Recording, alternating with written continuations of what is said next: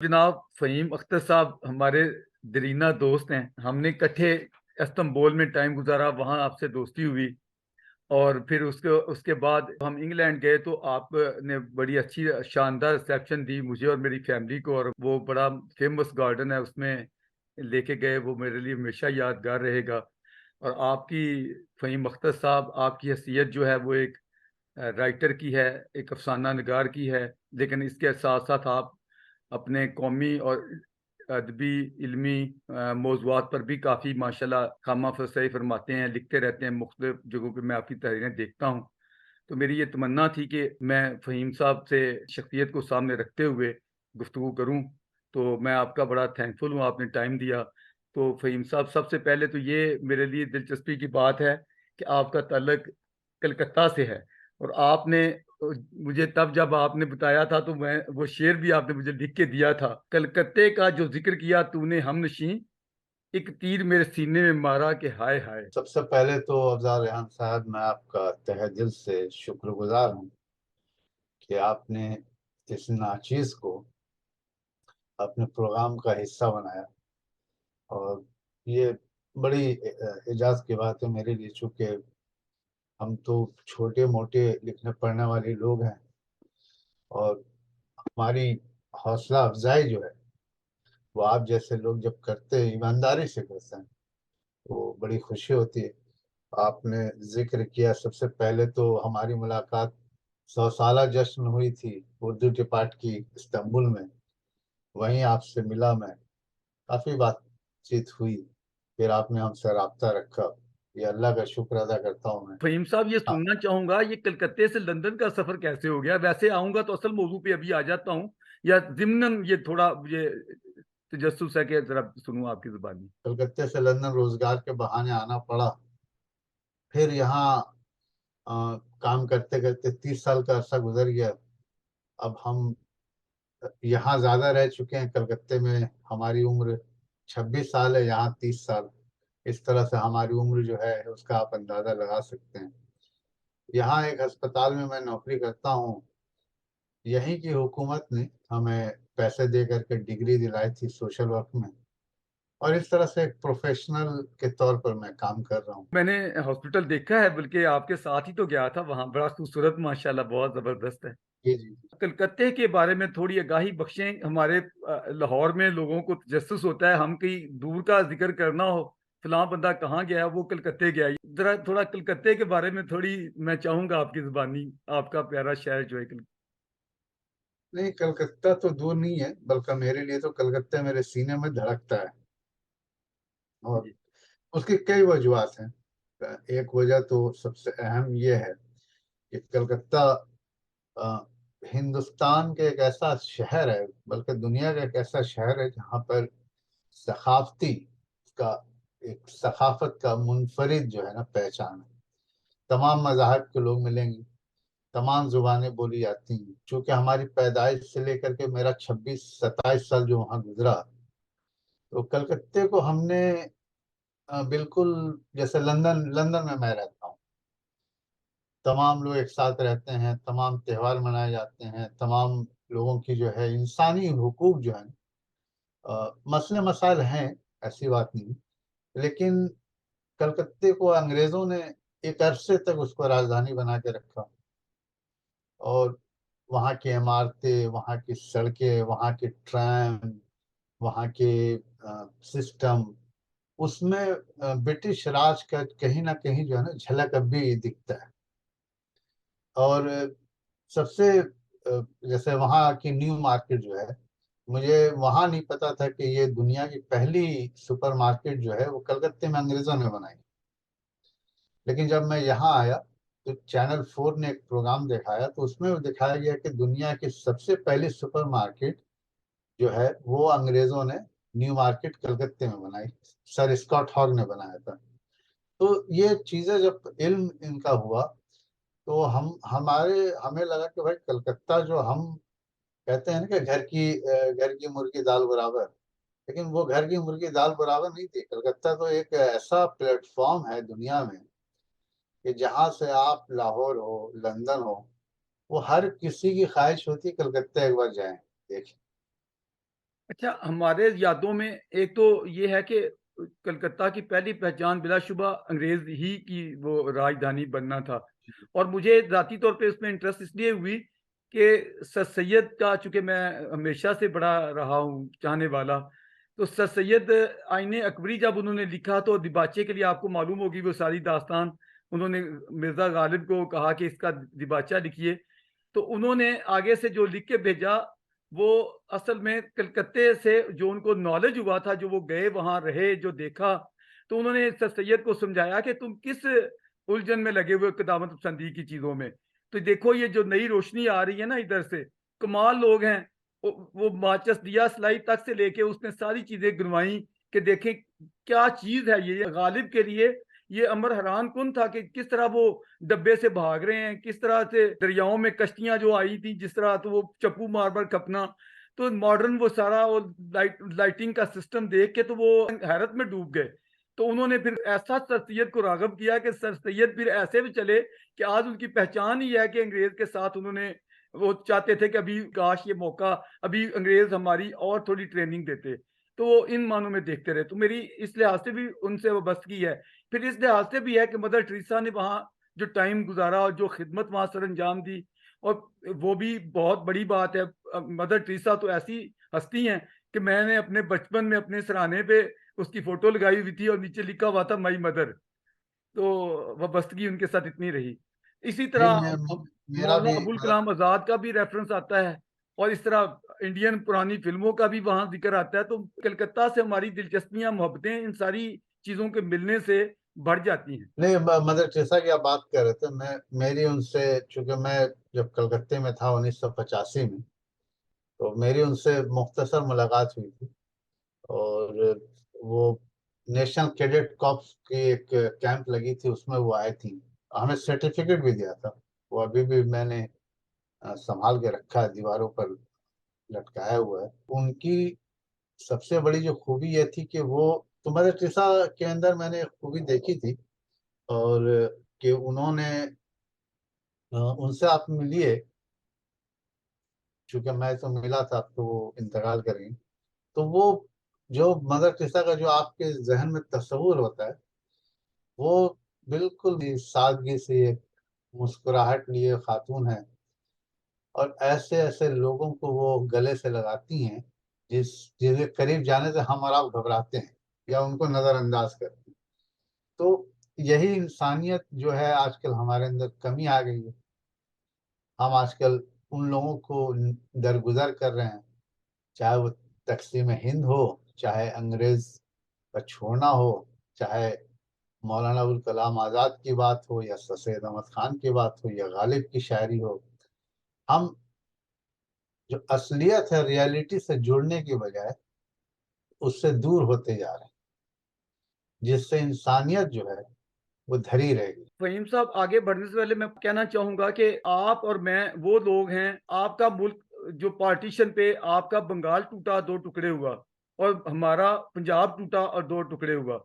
जितने दुःख आपके खित्ते में सहने पड़े और जितने हमारे खित्ते में सहने पड़े, इतने मेरा ख़्याल है किसी को भी नहीं सहने पड़े। पार्टीशन को यकीनन आपने तरह के वो मराहल जो गुज़रे, जो दुःख पहुँचे, उनको अच्छी तरह जानकारी ली होगी। तो मैं सुनना चाहता हूँ यहाँ लाहौर में बैठे कि आप लोगों की या वहाँ आम लोगों की उनके बारे में क्या तासुरात हैं? क्या वो ज़ाहिर है कि जो दुःख होते हैं, कई ऐसे होते हैं जो आगे तक चलते हैं, नस्लों तक जाते हैं। तो वो सारी इसको आप किस नज़र से देखते हैं? देखिए, तक़सीम हिंद जो है वो एक ऐसा मौज़ू है, एक ऐसा मसला है, एक ऐसा दर्द है, तो वो ता क़यामत तक कायम रहेगी। वो, उससे आप इनकार नहीं कर सकते। आपने बड़ी अच्छी बात कही कि तक़सीम हिंद दरअसल 2 सूबों का बँटवारा हुआ। एक तरफ बंगाल, दूसरी तरफ पंजाब। चूँकि उस ज़माने में मशरिक़ी पाकिस्तान के साथ बंगाल था, बाद में पाकिस्तान अलग हुआ, वो बांग्लादेश बन गया। मैं समझता हूँ कि अंग्रेज़ों ने तक़सीम हिंद को बहुत जल्दबाज़ी में किया, क्योंकि दूसरी जंग अज़ीम जो है, उससे अंग्रेज़ों की कमर टूट गई थी, और मुआशी तौर पर वो उनकी हालत ठीक नहीं थी। और उन्होंने जो इज़राइली स्टेट का जो, जिसको उन्होंने किया 1948 में, तो दबाव था कि अब तमाम जगहों पर जहां ये इनकी हुकूमत है इनको छोड़नी चाहिए उसूल के बिना पर। लेकिन उसूल के साथ साथ इनकी जो है कमर भी टूटी हुई थी। इनके लोग नहीं थे, आर्मी इनकी बहुत कमजोर हो गई थी, लोग मारे गए थे दूसरी जंग अज़ीम में, मुआशी हालत बहुत खराब थी। लेकिन उसका खामियाजा ये भुगतना पड़ा कि आज भी हिंदुस्तान पाकिस्तान बनने के बावजूद मसले मसाइल और बढ़ गए, कम नहीं हुए, जो मैं समझता हूँ। मिसाल के तौर पर पार्टीशन में कम से कम 2 साल का रोड मैप होना चाहिए। 2 साल के रोड मैप में वो दिक्कतें नहीं होती जो आज हो रही हैं। इसमें कोई शक नहीं कि दो कौमी नजरिए के तहत मुल्क को बांट दिया गया। और आज भी देखिए कि इतने दिनों बाद भी हम आजादी के जश्न तो मनाते हैं, लेकिन कितने दर्द वो जो है ना, वो अभी तक वो आए हैं, वो चीजें जो हैं वो दबी दबी हुई। लेकिन उसके लोग अभी भी जो है ना उसका दर्द सहते हैं। वो हर जो जो फैमिलीज इधर रह गए वो परेशान है, उनको आने जाने में दुश्वारी हो रही है, उन पर जो है इंतहा पसंदी का लेबल लगा कर उन्हें हरास किया जा रहा है। ये ये कोई आज़ादी नहीं है, ये मजाक है। और इसमें सियासत जान जो है, सियासतदान ने इंसानियत का रोल नहीं अदा किया है। उन्होंने सियासी मुफाद परस्ती का रोल अदा किया है, जिसका नतीजा ये है कि ना आप कलकत्ता आ पा रहे हैं, ना कलकत्ता से लोग लाहौर जा पा रहे हैं, सही जो कि बात। बड़ी शर्मनाक बात है। सही बात। वहीं भाई मुझे एक बात, जब भी ये आज़ादी का आता है तो मेरे दिमाग में वो बोल गूंजने लगते हैं, ये बहार कैसी आई जो खजां भी साथ लाई। अब मेरी तो आज़ादी उसी तरह की है जैसे गांधी जी छोड़ के, दिल्ली को छोड़ के, आज़ादी की तकरीबात छोड़ के तो कलकत्ता जा चले गए थे कि मैं दुखी लोगों के साथ रहूं। तो मैं तो सच्ची बात है, लाहौर में जो दुख एक दूसरे हिंदू भाइयों को झेलने पड़े, मैं जब उनका जिक्र देखता हूँ, पढ़ता हूँ, जाके वो जो उनकी इमारतें बिल्डिंगें सब देखता हूँ, वो मोहल्ले, वो इलाके, तो सच्ची बात है मेरा दिल नहीं मानता कि मैं इस पे खुशी मनाऊं। कैसे मनाऊं? इतनी अजियत दे के लोगों को निकालना उनके घर। देखो अपने घर से हर किसी को वाबस्तगी होती है, मोहब्बत होती है अपने अपने शहर से, अपने गांव से, अपने अपने मकानों से, अपने मोहल्लों से। वो मैंने पढ़ा है कि मॉडर्न आबादी थी कृष्ण नगर, बीबियों ने हांडियां ऊपर रखी पका रही थी, जब बलवे हुए तो बेचारियों को उसी हालत में हांडियां ऊपर पड़ी हैं और वो भागना पड़ा। इस तरह की जब चीजें देखते हैं तो इंसानियत के हवाले से तो क्या ये आजादी लेते, लेकिन आजादी के लिए मुल्क का बंटवारा करना, इतनी बर्बादी करना, लोगों को तबाह कर देना, उजड़ जाना, क्या इसके बगैर आजादी कोई और इसका मुतबादल कुछ नहीं था? मैं बिल्कुल था। मैं तो अभी क्या बोला हूँ कि अंग्रेजों ने, देखिए अंग्रेजों ने दो बहुत बड़ी गलतियां की हैं जो मैंने कॉन्फ्रेंस में ये बात उठाई थी। पहली बात तो ये है कि उन्होंने मुगल हुकूमत को खत्म किया था और बहादुर शाह जफर को बहुत ही जलील तौर पर मुल्क से बेदखल करके उन्होंने उनको जिस तरह से सजा दी।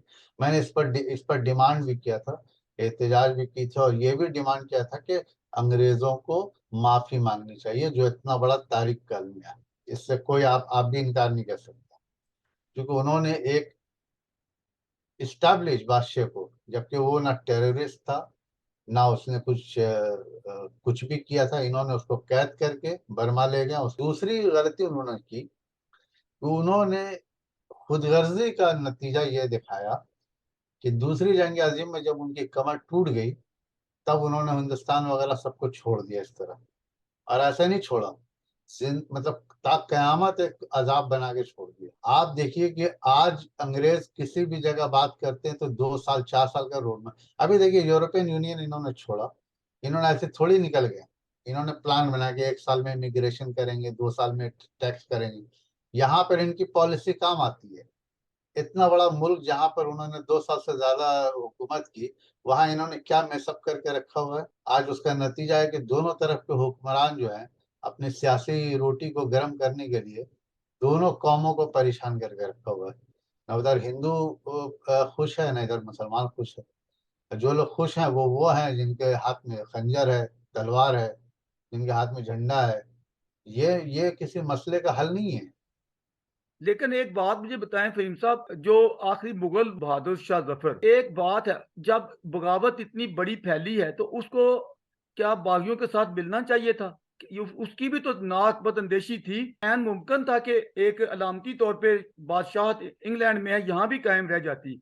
लेकिन उसने बागियों के साथ मिल के उनकी कबूल कर लिया, उनको, उनकी बगावत को, और उनकी सरपरस्ती एक तरह से की।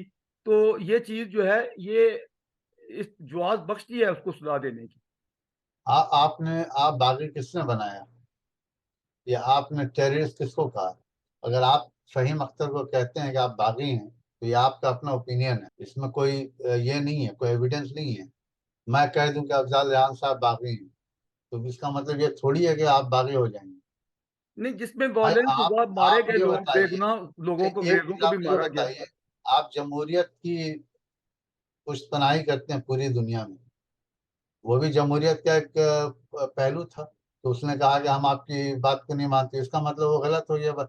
आपके खिलाफ कोई बोला तो वो गलत है, और बाकी डेमोक्रेसी के लिए आप जो है पूरी दुनिया में ढोल पीटते हैं। फहीम साहब, मेरी बात सुने, जमहूरियत में मिलिटेंसी नहीं होती। ये नहीं होता कि बेगुनाहों को जाके पकड़ो और कत्ल करना शुरू कर दो। तो ये किसने किया? जिन्होंने बगावत की, हुकूमत के खिलाफ उठे, जो ये उन्होंने नहीं, जो जिन्होंने जो एहतजाज नजर किया, आया मारते गए। कई अंग्रेज खवातीन को बेवजह और आम लोगों को मारा इन लोगों ने। और आपको ये नहीं पता कि अंग्रेजों ने कितने को मारा?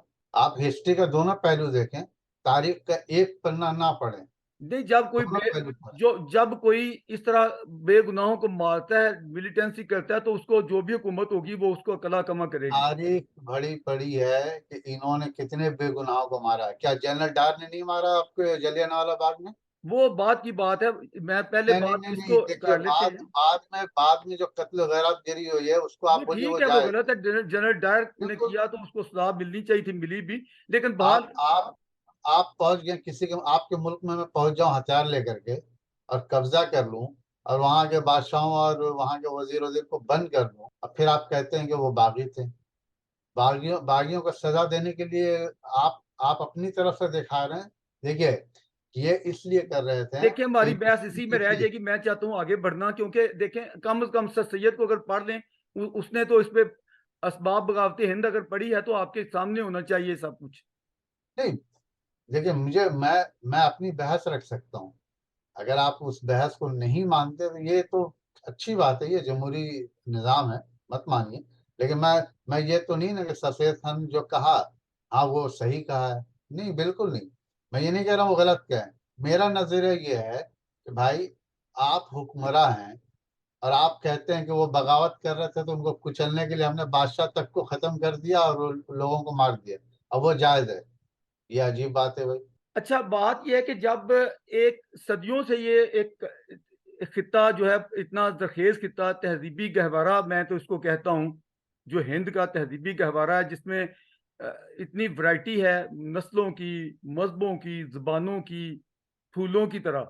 तो इस फूलों जैसे खिते को चीरने के लिए, टुकड़े करने के लिए जो स्कीम बनाई गई थी, उस पर आप क्या कहेंगे? देखिए, हिंदुस्तान, अगर आप तारीखी नुक्ता निगाह से देखें, तो सदियों से तमाम मज़ाहिब के लोग एक साथ रहे हैं, तमाम जुबान के लोग एक साथ रहे हैं। ये मसला शुरू हुआ जब अंग्रेजों ने वहाँ हुकूमत करनी शुरू, क्योंकि अंग्रेजों ने इसको बार बार जो है अपने नजरिए से हिंदुस्तान को बनाने की कोशिश की। पूरी तारीख देख ले, अंग्रेजों से पहले कोई मसला ही नहीं था। इन्होंने कहा कि नहीं भाई, ऐसे बनाओ, वैसे बनाओ, ऐसे लाओ।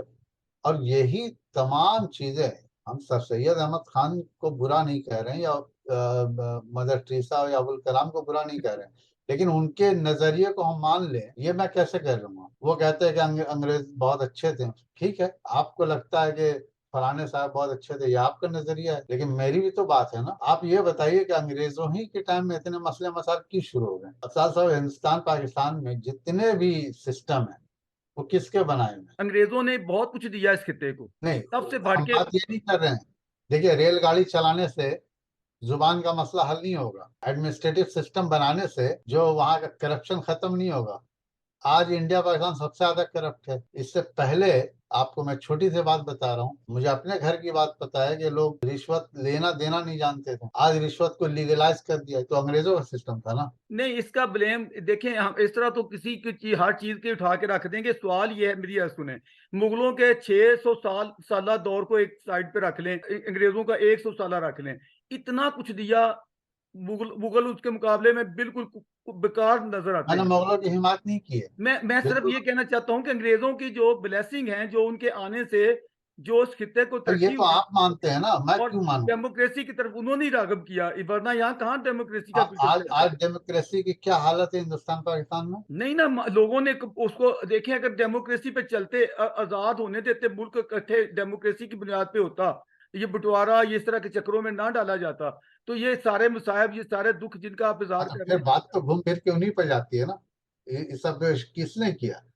उनको अगर जमहूरियत का ये पता था कि ये बंदरबाट होगा, आज आज हिंदुस्तान पाकिस्तान में जमहूरियत नहीं है, तानाशाही है सब। आपके खिलाफ कोई बोलता है वो तकलीफ में चला जाता है। ये कौन सी आजादी मिली हिंदुस्तान को, पाकिस्तान को? फहीम साहब, हमारा कंसेप्ट तो ये है कि बल्कि सर सैयद भी चाहते थे कि अभी अंग्रेज रहते ना जाते, अभी इन लोगों की, हमारे लोगों की ज्यादा से ज्यादा ट्रेनिंग हो जाती और उसके साथ कोई सदी और भी गुजर जाती तो कोई फर्क नहीं पड़ना था। कम अज कम ये हमारा कंट्री यकमुश्त रहता।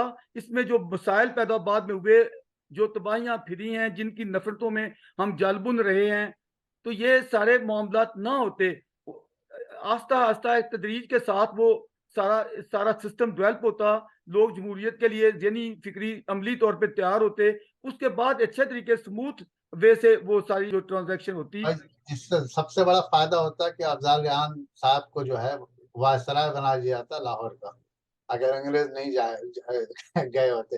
देखिए, ये सर सैयद का नजरिया जरूरी नहीं है रेहान साहब के मैं उसको उसी पर बात करूं। नजरिया एक होता है, अफजल साहब की बात दूसरी होती है, फहीम अख्तर का तबसरा तीसरा होता है। मैं ये बात नहीं कहूंगा कि उन्होंने जो कहा वो बिल्कुल दावे के साथ के। अरे भाई, एक अलीगढ़ मूवमेंट से हिंदुस्तान पाकिस्तान का मसला हल नहीं होने वाला। अगर यही बात होती तो पाकिस्तान बनते ही नहीं। नाम बनता तो क्या हो जाता कि यूनाइटेड इंडिया अगर होता और उसमें एक जमहूरियत चल रही होती, तो क्या देखें, डेमोक्रेसी ऐसी चीज है जिसमें सारों को उनके राइट मिल जाते हैं, अगर सही मानों में डेमोक्रेसी हो। वहां ये बिल्कुल मेजॉरिटी गलत है, मिnority का जो बिल्कुल रोना रोया गलत है। जाता है, ये नहीं आज बनना आज था। आज 75 साल में जो हिंदुस्तान की जो हालिया हुकूमत है, उसने कहाँ खड़ा करके रख दिया है। आप देखिए, आज लोग नाम से जान रहे हैं हिंदुस्तान में, पहले तो ये नहीं था।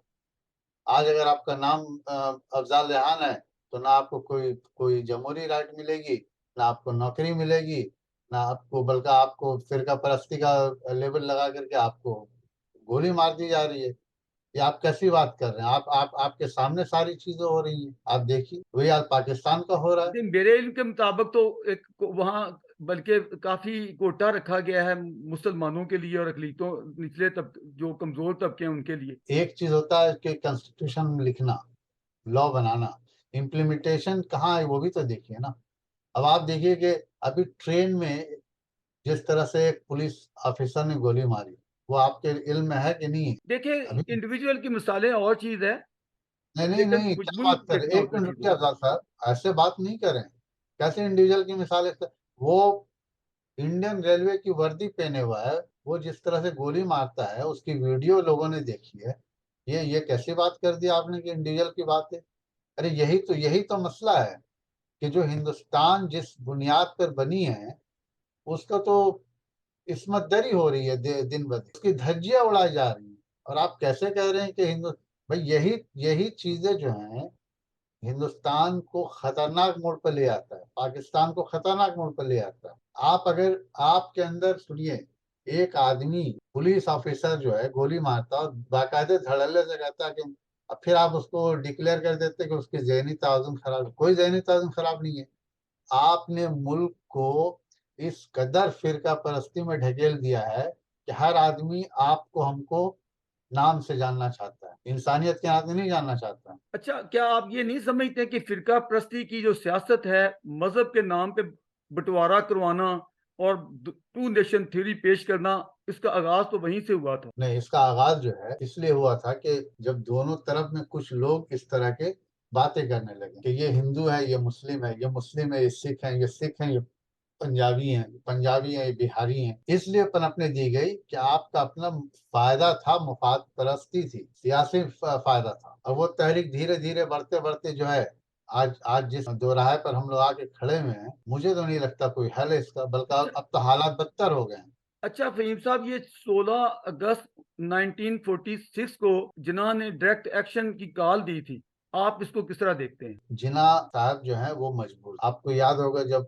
अल्लामा इकबाल ने इस बात को महसूस किया, अब हिंदुस्तान आजाद अगर हो गया, क्योंकि ये देखिए आजादी दूसरी जंग अजीम के दौरान ही समझ में आने लगी कि आजाद होने वाला। गांधी जी जो हैं वो, उनकी तहरीक और उनकी बातें जो हैं वो धीरे धीरे आइसोलेट होने लगी। उनके साथ जो लोग थे उन्होंने फिरका परस्ती को बहुत बढ़ावा देना शुरू किया। ये बातें उस जमाने में भी, अल्लामा इकबाल ने 10 खतूत लिखे हैं जिन्ना साहब को, और 10 खतूत में कहा कि भाई आप आइए और पाकिस्तान जो है वो बने।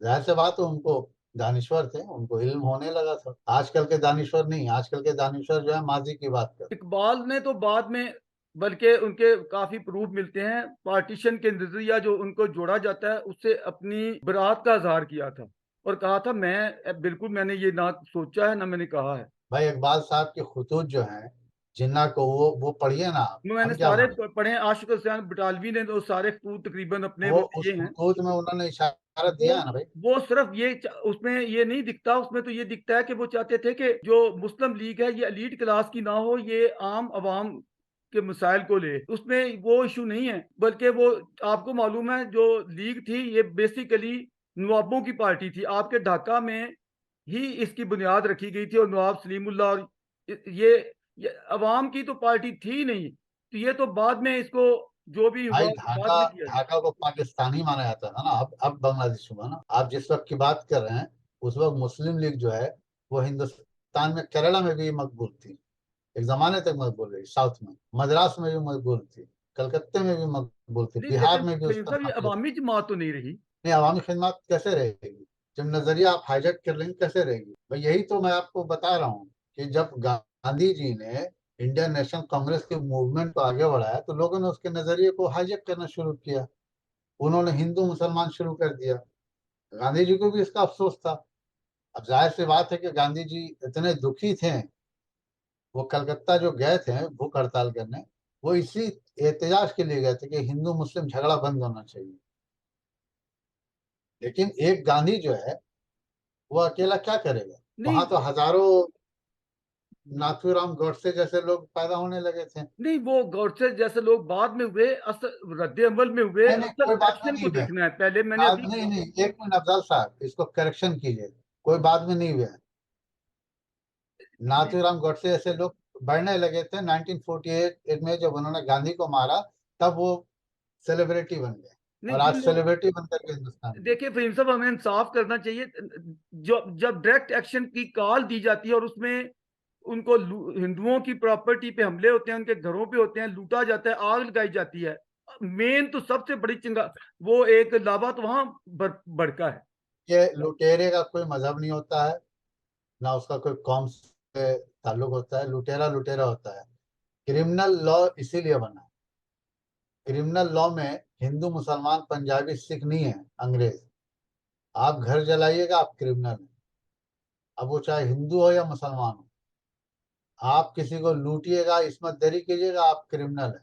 तो ये नहीं दिखाते कि आप मुसलमान हिंदू है। हमने आपने मुसलमान हिंदू बना रखा है। अच्छा अच्छा, एक मिनट, ये देखिए कि वो जब आग भड़की है उस पे पानी डालने के लिए, उसको ठंडा करने के लिए महात्मा गांधी दिल्ली छोड़ के वहां जाते हैं और सारा कुछ कोशिश करते हैं, नवाखली से लेकर कलकत्ता तक सारी हमारे सामने आज हिस्ट्री है। इधर दूसरी तरफ आप देखें, जो बर्बादी हुई है, ये शुरू होते हैं इधर पिंडी से, बलवे शुरू हुए हैं, बल्कि ये तो बहुत कोई 1926 में ही हिंदुओं की और सिखों के गुरुद्वारों को और मंदिरों को आग लगाई गई और मारा पीटा गया जो हुआ। मुझे बताएं, ये मुस्लिम क़यादत जिन्होंने, टू नेशन थ्योरी वाले, कोई एक जगह मुझे नहीं मिले कि उन्होंने कभी जाके वहां पानी छिड़का हो या उस लावे को भड़काने में कम करने के लिए, बल्कि बिलवास्ता ऐसे दिखता है कि वो लावे को भड़काने के लिए और फूंके मार रहे हैं। तो भाई आपको जवाब मिल गया ना। जब सियासी मकासद के लिए वो काम करेंगे तो वो क्यों जाएंगे वो सब करने के लिए। उससे तो उनको फायदा हो रहा है। यही तो मैं आपको बार बार कह रहा हूँ कि क्रिमिनल क्रिमिनल होता है। जो तबाही फिरी, जो अलाव आके भड़के, जिसमें इंसानियत तबाह बर्बाद हो गई, तो इसकी जड़ें मैंने ढूंढी तो मुझे वो टू नेशन थ्योरी और ये कंसेप्ट के पार्टीशन, मुल्क को तोड़ना। देखिए, मुल्क से आपको अपने कितनी आप हालात, लंदन में इतनी आपको आसाइशें हासिल हैं, इसके बावजूद कलकत्ते की मोहब्बत आपके दिल से ना खत्म हुई है ना होगी। अपने वतन से बुल वतन में ना लीमान। तो जिसने मेरा मुल्क तोड़ा, मेरा वतन तोड़ा है, मैं मुझे तो सच्ची बात है कि उसका दुख नहीं जाता है। और जो जिन्होंने तोड़ा है, मुझे उनसे आज भी उसी तरह जलन है मेरे सीने में। कह गया कि अब जिम्मेदारी दोनों फिरके एक दूसरे पर डाल देते हैं। मैंने गैर जानबदार होकर जो तहकीक की है, तो मुझे उसकी जड़ें जो है मुस्लिम एक्सट्रीमिज्म में दिखी हैं। मैं क्या करूं, सच्चाई जो है मैं उससे इनकार नहीं कर सकता। खास तौर पे मैंने जब सारी हिस्ट्री पढ़ी इधर की, इतना जुल्म हुआ था ये पिंडी में 1926 में। उसके बाद चाहिए था कि सारे मिलके उसको साफ करते, पानी डालते, वो नफरतों को धोते। लेकिन एक मुझे महात्मा गांधी दिखा है जो इस सिलसिले में आगे जाता है, जाके वो कहता है पहले मुझे मारो फिर दूसरे आगे बढ़ो।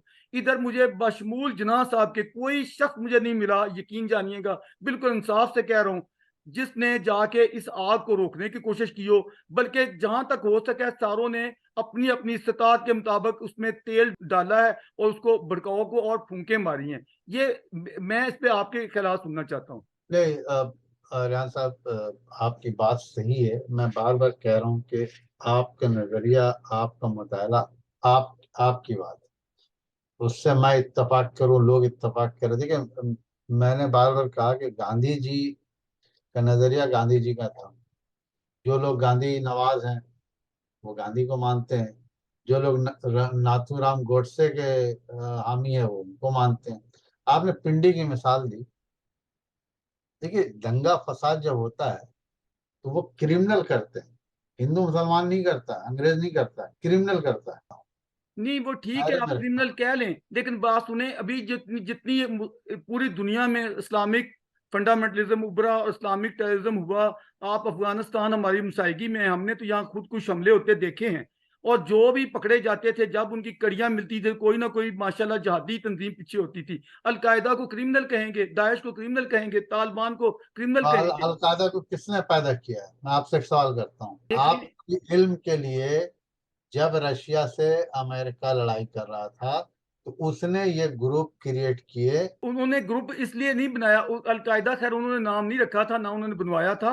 वो थी तहरीक मुजाहिदीन बनाई थी। मैं अर्ज करता हूँ, वो जो जहादी ग्रुप जो तैयार सारे इकट्ठे हुए थे, हिकमत यार था, मौलवी यूनुस खालिस था, उसमें वो रब्बानी था, वो भी तो हकदार हुए ना। ये सारे गलत काम लोग। में गलत इनको काम में वो भी मलवी था जी ना। जी, सऊदी अरब की निगरानी में इनको इकट्ठे किया गया था, पाकिस्तान भी उसमें ज्यादा शामिल था, आप ये बताइए तो अफजल साहब, सोवियत आपकी यूनियन बात के काट खिलाफ रहा था। हूँ, आपकी बात काट रहा हूँ। हर खित्ते में, दुनिया भर में, आज से नहीं, जब से दुनिया कायम हुई है, लोग अपनी बात के लिए एक ग्रुप बनाया, लड़ाई झगड़ा किया। ये कोई नई बात नहीं है। इसके करबला भी एक मिसाल है। इसका मतलब ये नहीं है कि एक एक आप जिसको मानते हो वो सही है, दूसरा जिसको नहीं मानते हो गलत है। ये नजरिया तो हमेशा चलेगा। ये एक सफर है। मैं गांधी को मानता हूँ, मुझे लगता है गांधी अच्छा आदमी है। वहीं कुछ लोग हैं जो गांधी को गाली देते हैं, तो आप इसको क्या बोलिएगा? बात उसकी मैं नहीं कर रहा हूँ। बात इसकी कर रहा हूँ कि आप टेररिज्म की बात कहते हैं।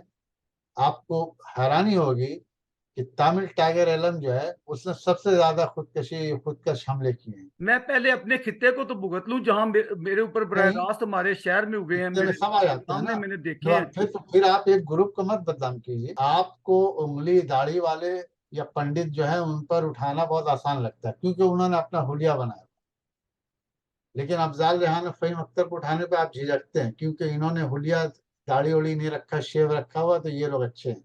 ये स्टीरियोटाइप किसने बनाई है? ये चीज, ये देखें, जजमेंटल किसने बनाया है? पूरी दुनिया तो खौफजदा है। आप तो इंग्लैंड में भी मुझे एक किससे खौफजदा है? किससे अंग्रेज खौफजदा अंग्रेज दोस्त ने कहा कि हम वहां अपने मुल्क में बैठे हुए मुस्लिम एक्सट्रीमिज्म से खौफजदा रहते है? हैं। बिल्कुल गलत है। बिल्कुल गलत है। ये किस अंग्रेज ने बात कह दी आपको? उनका कहाँ से नाम आप? टिम ग्रीन है, वो ऑक्सफोर्ड के रहने वाले हैं। बिल्कुल गलत है। भाई बिल्कुल गलत है। आप देखें वहां भी जाके हमले करने वाले जो पकड़े चार जाते हैं। लोग अगर दाढ़ी रख करके एक तंजीम बनाते हैं और वो नारे तकबीर अल्लाह अकबर कहते हैं, तो वो क्या इस्लाम को रिप्रेजेंट कर रहे हैं? अच्छा चले ये बताएं, अब उन्होंने अगर इतना किया था कि ठीक है सोवियत जबर से खलासी दिलाने के लिए उन्होंने किया कि सोवियत यूनियन का तहलील हो जाए, वो मकसद पूरा हो गया, तहलील हो गया। उसके बाद उन्होंने कहा भी अपने अपने घरों में जाएं, अपने काम करें, अपनी नॉर्मल लाइफ में आ जाएं।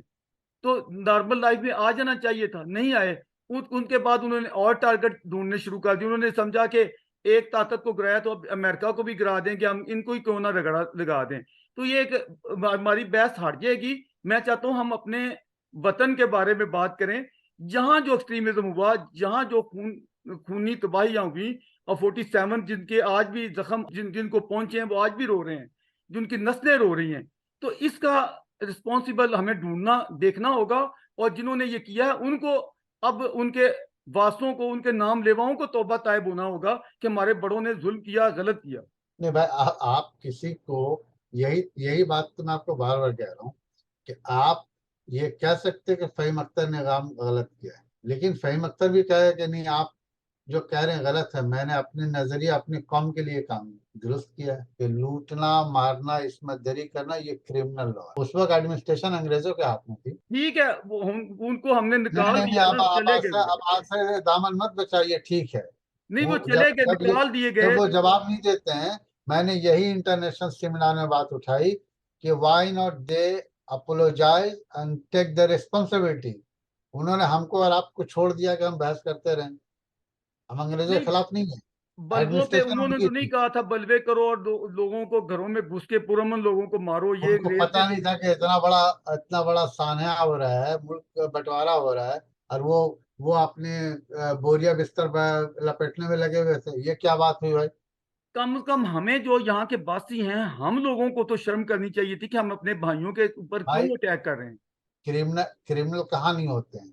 आपके मोहल्ले में क्रिमिनल नहीं है? आपके मोहल्ले में चोरी नहीं होती है? मैं आपसे एक सवाल पूछ रहा हूँ। नहीं, आप जवाब दे दे, पहले जवाब दे दें लेकिन ताकि मैं आपकी बात। मुझे उनकी सरपरस्ती तो नहीं करना, मैं तो उनके गोश्त नहीं, पाली करूंगा। आपके मोहल्ले में चोरी नहीं होती है? होती है, लेकिन मैं उनके बारे में बहुत सख्त होता हूँ और मैं उनकी चोरी के गोश्त लिए पाली कौन, कराता हूँ। उसको पकड़ने के लिए कौन जिम्मेदार है? उनको पकड़ने के लिए इंतजामिया, और हमारा तामन उनके तो, साथ होना चाहिए। हमारा तो तामन, इंतजामिया जो थी वो किसकी थी उस जमाने में, हमारा जब ये तामन जो इलेक्शन है हुए? उनके साथ होना चाहिए, ना कि हमारा नहीं, तामन करने फिर वालों के साथ। आप वन साइडेड बात कर रहे हैं सर। भाई उन्होंने इतने दिनों तक हुकूमत की, उनको क्या पता नहीं था कि मामला गड़बड़ है और ये है? नहीं, उनको तो देखें, डिवाइड एंड रूल।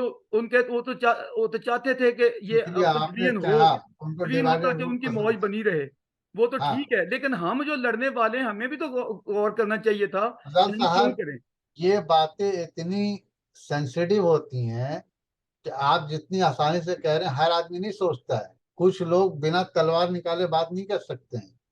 अच्छा मुझे बताएं कि ने जाना था, चले ही जाना था। कोई अगर 100 साल रह जाता आखिर तो उसने फिर भी जाना ही था। सवाल मेरा यह है कि क्या मुल्क तोड़ना जरूरी था? क्या मुसलमानों के को फायदे के लिए इसके अलावा कोई और रास्ता नहीं था?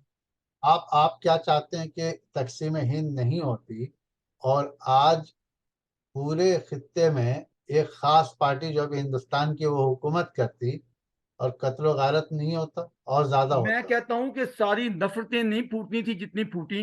लोग अपने अपने जो वो रह रहे होते, डेमोक्रेसी आती, जिसका जो वोट है सर मिलता। सुनिए, मैं आपको बता रहा हूँ सच्चाई। अगर तकसीम हिंद नहीं होती और मेजोरिटी अगर हुकूमत करता, तो आर्टिकल 370 हटा के इस तरह कश्मीर में कैदी बना के रखा गया है, आपके लाहौर में भी लोग इसी तरह बैठे रहते हैं।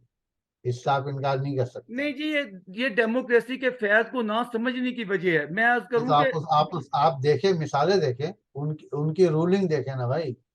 आपको वो कैद बना करके आपके सूबे में रखे हुए हैं। ना आलमी सतह पर इंटरनेशनल कम्युनिटी उसकी कोई बात कर रहा है, ना वो कर रहे हैं। और आप वही चाहते हैं कि तकसीम हिंद ना होता तो इस तरह से होती नहीं, वहां क्या, मुझे पूरा। मेरे इल्म के मुताबिक तो देखें, ये जो क्या आप खेल के मुताबिक क्या है बताइए? मेरे इल्म के मुताबिक वहां दहशत गर्दी होती थी, जो अब काफी कंट्रोल कर ली गई है, और दहशत गर्दी नहीं नहीं होनी तो चाहिए। ये अजीब बात है कि आप अगर किसी चीज के लिए एहतजाज करें तो आपका नाम अफजाल रेहान है तो आप दहशतगर्द हैं। ये टेररिज्म को खंजर किसी छुरी सूरत में लेकर, भी हो, किसी नहीं रंग नहीं, में एक भी हो, मिनट कबूल रुकिए, नहीं किया जा ये सकता। खंजर छुरी लेकर के मारते रहे तो ये दहशतगर्द नहीं है। आप तो एक तरफा बात कर रहे हैं सर। देखें फहीम साहब, मिलिटेंसी जो होती है, जहां कोई दूसरों पे मार, जान पे आए, मार लूटे, हमले करे, अरे वो भाई, आप उसको स्पेन टेररिज्म ही वॉर कहा को क्यों जाएगा। बोलते हैं? मैंने आपको तो इस पे स्पेन पूरी एक वॉर, किताब लिखी है। आप ये बताइए, स्पेन वॉर में अंग्रेजों ने हथियार इस्तेमाल किया तो वो टेररिस्ट नहीं हुए? वो अंग्रेज थे तो वो अंग्रेज हैं। देखिए, जो किसी बेगुनाह को उड़ाता है, नुकसान पहुंचाता है, वो टेररिस्ट है, बेशक कोई भी जवाज हो, और मैं उसको आजादी का हीरो नहीं मान सकता। किसी वो बेगुनाह पे वो हमलावर होना, वो आपको उसकी सिर्फ कश्मीर प्रॉपर्टी में पे दिख या रहा उसकी है कि जान वहां पे, पर टेररिस्ट हैं, बाकी जगहों पर टेररिस्ट नहीं दिख रहे। हर जगह जहां भी कोई किसी बेगुनाह को नुकसान पहुंचाएगा, तो वो अगर टेररिस्ट है। अगर ट्रेन में कुछ लोगों को मार दिया जाए, वो टेररिस्ट नहीं है? ट्रेन में हो, बस में हो, या कहीं भी राह चलते हो, इंतहा मस्जिद में हो, मंदिर पसंदी में हो, किसी भी गुरुद्वारे में हो, सूरत कहीं में भी हो। गलत है, चाहे वो किसी भी नाम से हो या किसी भी तंजीम से। मैं उसकी मजम्मत करता हूँ, मैं एक खित्ते की बात नहीं करता हूँ। तो बस इस पे हमारा एक है कि टेररिस्ट जो है नाकाबिले कबूल है, चाहे वो कोई भी हो, बिल्कुल और है, जो हम बेगुनाह कभी को मारता है टेररिस्ट वो को हम टेररिस्ट है। हमने कभी हिमायत नहीं की टेररिस्ट की, किसने? लेकिन हमने टेररिस्ट की कभी हिमायत नहीं की है। कभी भी नहीं की है, को आगे भी बढ़ाएं। अगर ऐसा ना होता, देखिए मेरी बात सुने, पार्टीशन का नुकसान बिलाशुबा हिंदुओं को हुआ, उनका मुल्क हमने टुकड़े किया, उनके साथ नफरतें फैलाई, उनके लोगों को मारा। इसी तरह खुद मुसलमानों को जो नुकसान हुआ वो भी कम नहीं है, कि आप आज देखें मुसलमान तीन तकसीम टुकड़ों में तकसीम हो गए। तकसीम हिंद में सबसे ज्यादा नुकसान एक ही कम्युनिटी को ही है, वो मुसलमान है। और कैसे हुई है? मुसलमानों को ना हिंदुस्तान में उसका स्टेटस मिला, मुसलमानों को ना बांग्लादेश में उसका स्टेटस मिला, मुसलमानों को ना पाकिस्तान में उसका स्टेटस मिला। यही तीन जगह मुसलमान परेशान हाल है तो किसने सबसे ये ज्यादा। परेशानी किसने खरीदी? नहीं, मैं बता रहा हूँ उसकी खुद वजह यह शौक से है। खरीदी, टू नेशन थ्योरी पेश करते हुए। नहीं, टू नेशन थ्योरी कैसे नहीं होगा? मैं अगर अगर अगर वहां पर कांग्रेस के लोग जो थे, खासकर पटेल साहब वगैरह ने कही कि हमें ऐसे करना है, हमें ऐसे बनाना है, टू नेशन थ्योरी कैसे नहीं होगा? आप घर में तभी रह सकते हैं जब घर में आप चाहेंगे कि इत्तेहाद और इत्तेफाक से काम हो। इख्तलाफ से तो घर नहीं, घर तो टूटे कोई नहीं, रहते हैं। अच्छा एक मिनट, शिया सुन्नी का खिलाफ होता है, यहाँ दंगे होते हैं उस पे, क्या उस पे वो शिया का अलहदा मुल्क बना दिया जाए, सुन्नियों का अलहदा बना दिया जाए? ये इस तरह नहीं होता।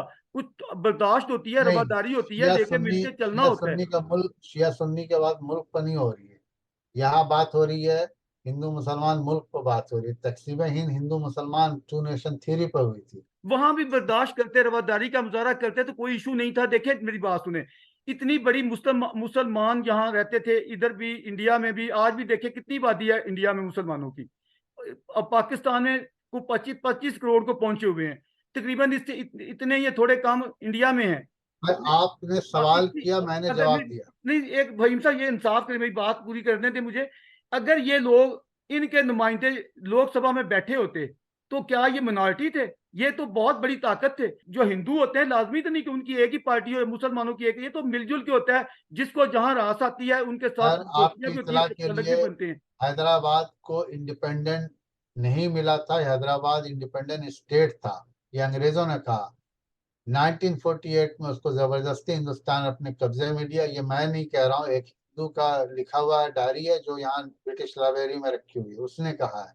अच्छा, तो मैं आप, इसके जवाब में बताऊं आपको कि हमारे जिना साहब ने बड़ी बाज़ाब्ता तौर पर कमिटमेंट दी थी ये मुख्तलिफ स्टेट्स को, कि आपको आज़ादी रखी जाएगी। मसलन खान ऑफ कलात है, कलात की एक बड़ी बहुत बड़ी स्टेट थी, लेकिन उसको जिस तरीके से दबोचा गया, जिस तरह के मिलिट्री एक्शन लेते हुए कब्जा किया गया, स्वात की आप मिसाल देख रहे हैं। ये हमारे बड़े मशहूर है, ये यहाँ भावलपुर की स्टेट होती थी, जो राजस्थान के साथ मिलता है। तो ये सारों इधर भी ऐसे ही कुछ किया गया है। एक जगह की खबरें नुमाया हो गई, इधर की खबरें नुमाया नहीं भाई, की गई। मैंने आपको क्या कहा है कि देखिए, सियासी मफाद एक चीज है। आप इसको दो चीज को अलग कर दीजिए, बात जवाब आपको खुद ही मिल जाएगा। सियासी मफाद एक चीज है, कौमी मफाद जो है ना वो अलग है। कौमी मसाल अलग है, कौमी मकासद अलग है। आप दोनों को में, आप किसी एक फर्द की आइडियोलॉजी को लेकर बात नहीं कर सकते हैं, क्योंकि एक फर्द की आइडियोलॉजी में हम और आप अलग अलग हो जाएंगे।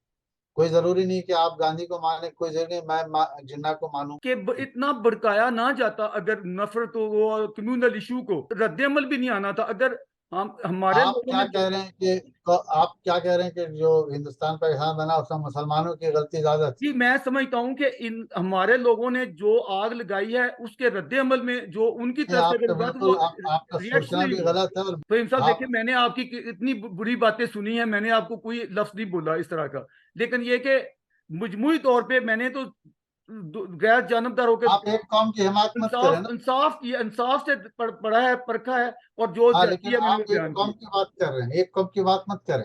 आप मसले मसाइल को देखें क्या है। नहीं, आप मैं सिर्फ कैसे कहूँ, कहते हैं भड़काऊ कि जब थे इधर से, वो हिंदू की सृष्टि में लड़ना मारना नहीं था। वो बिल्कुल तो गलत, बिजनेस वाले थे, बिल्कुल काम करने गलत। वाले थे, आप अब यही अभी काम किया। अभी अभी अभी आपने देखा कि हरियाणा में हिंदू जमात ने एक मीटिंग किया और साफ बोलते कि हमको हथियार दो मुसलमानों को मारने के।